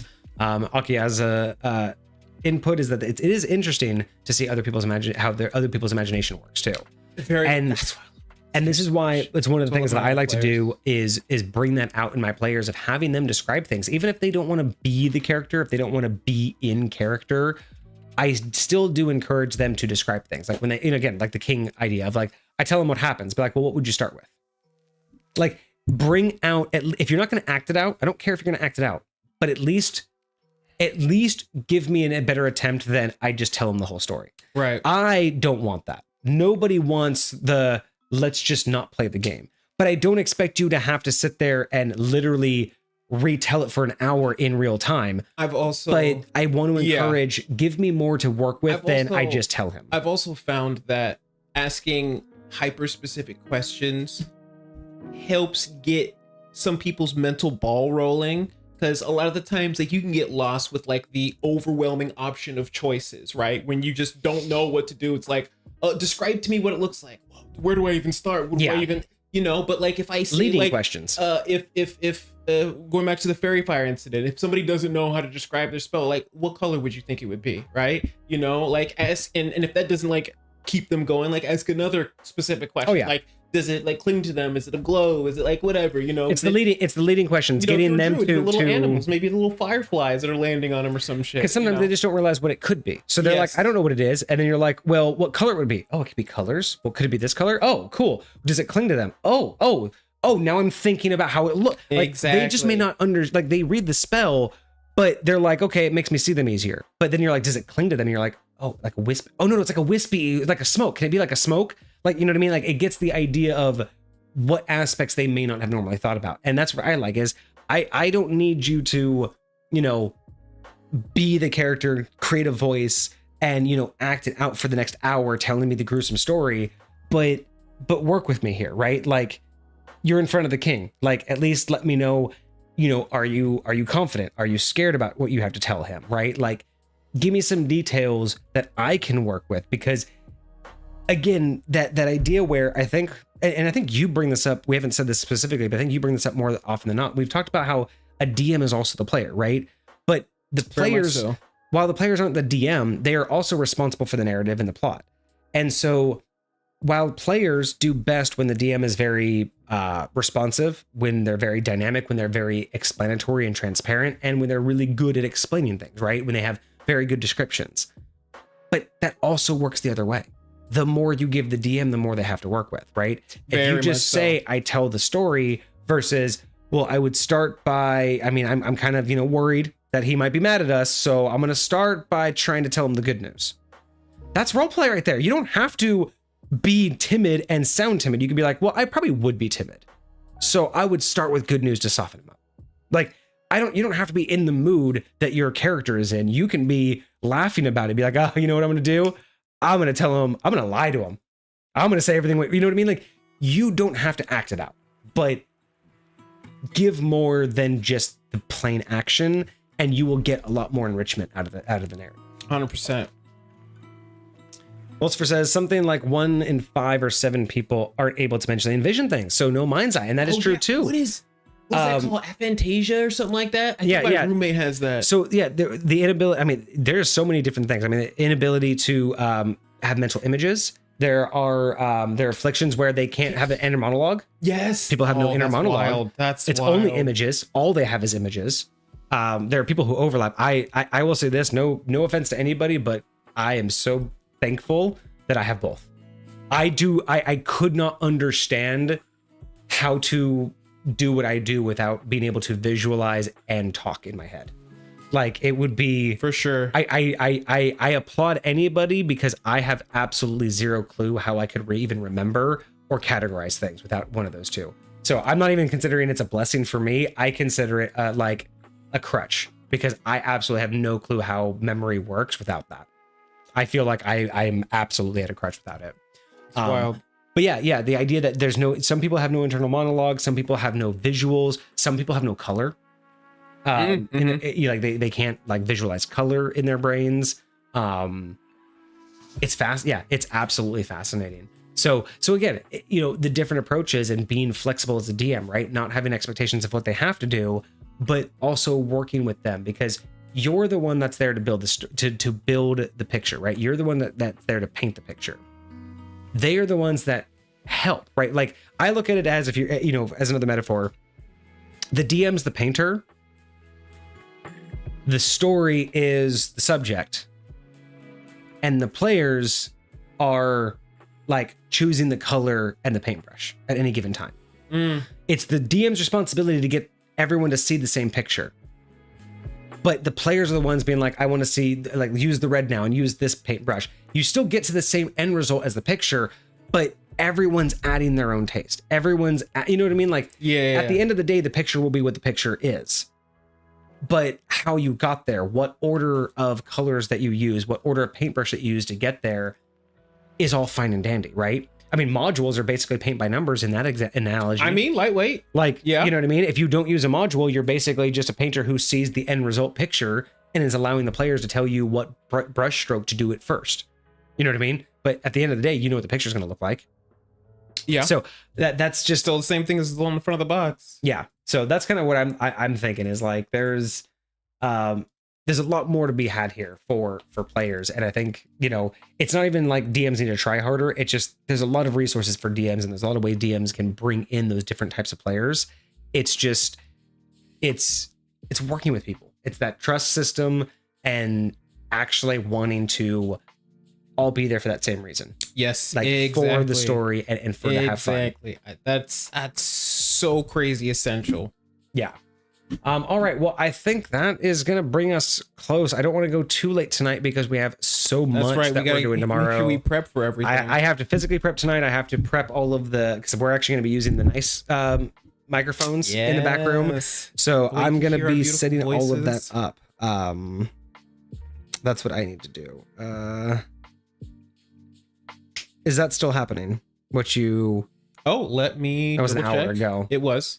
It was. But keep me posted on that. So before we head Yes. out, do y'all have any last minute drink ideas? Let's end with maybe one or two more. And then we have one of our viewers right now, Babakis, is streaming. So we will go ahead and raid out to him. So if you guys will hang out for just a few more minutes, we will do our outro after a drink or two. If you guys have any more ideas.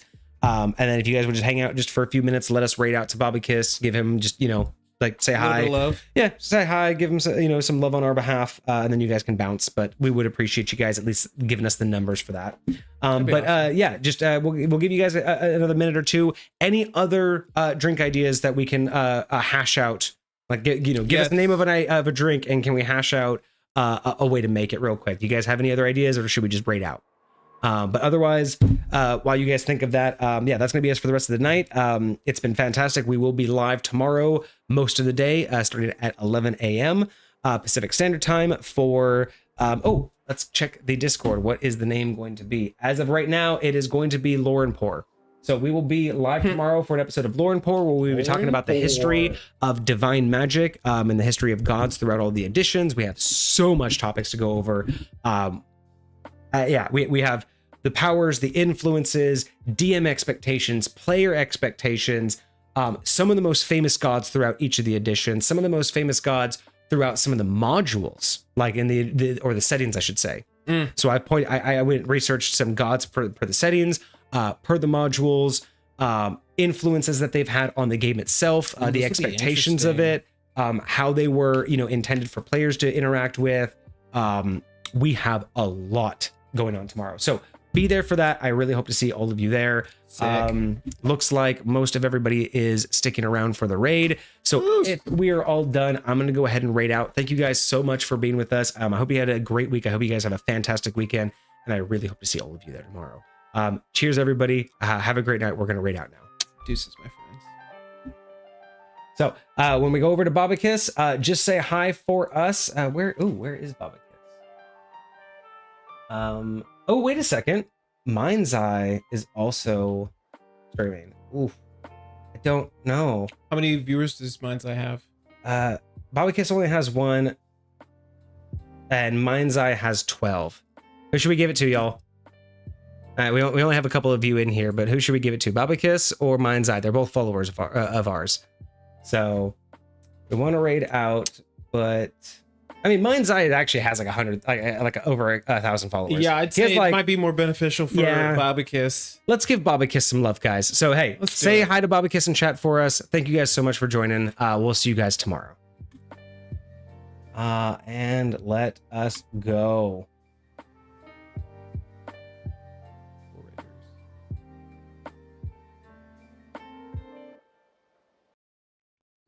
Did it work?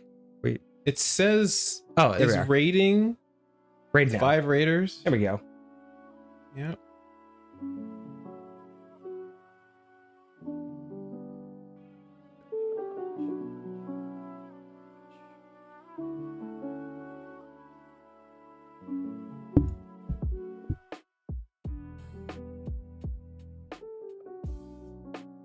Are we there? I see you in the chat. I don't know where anybody else is. There we go. Okay. I don't see his viewer count. Oh, there we go. He's got 5 viewers now. Okay, there we go. Yeah, there we go. I cannot hear him though. Are we muted? We're off, right? Yeah, we should be all good.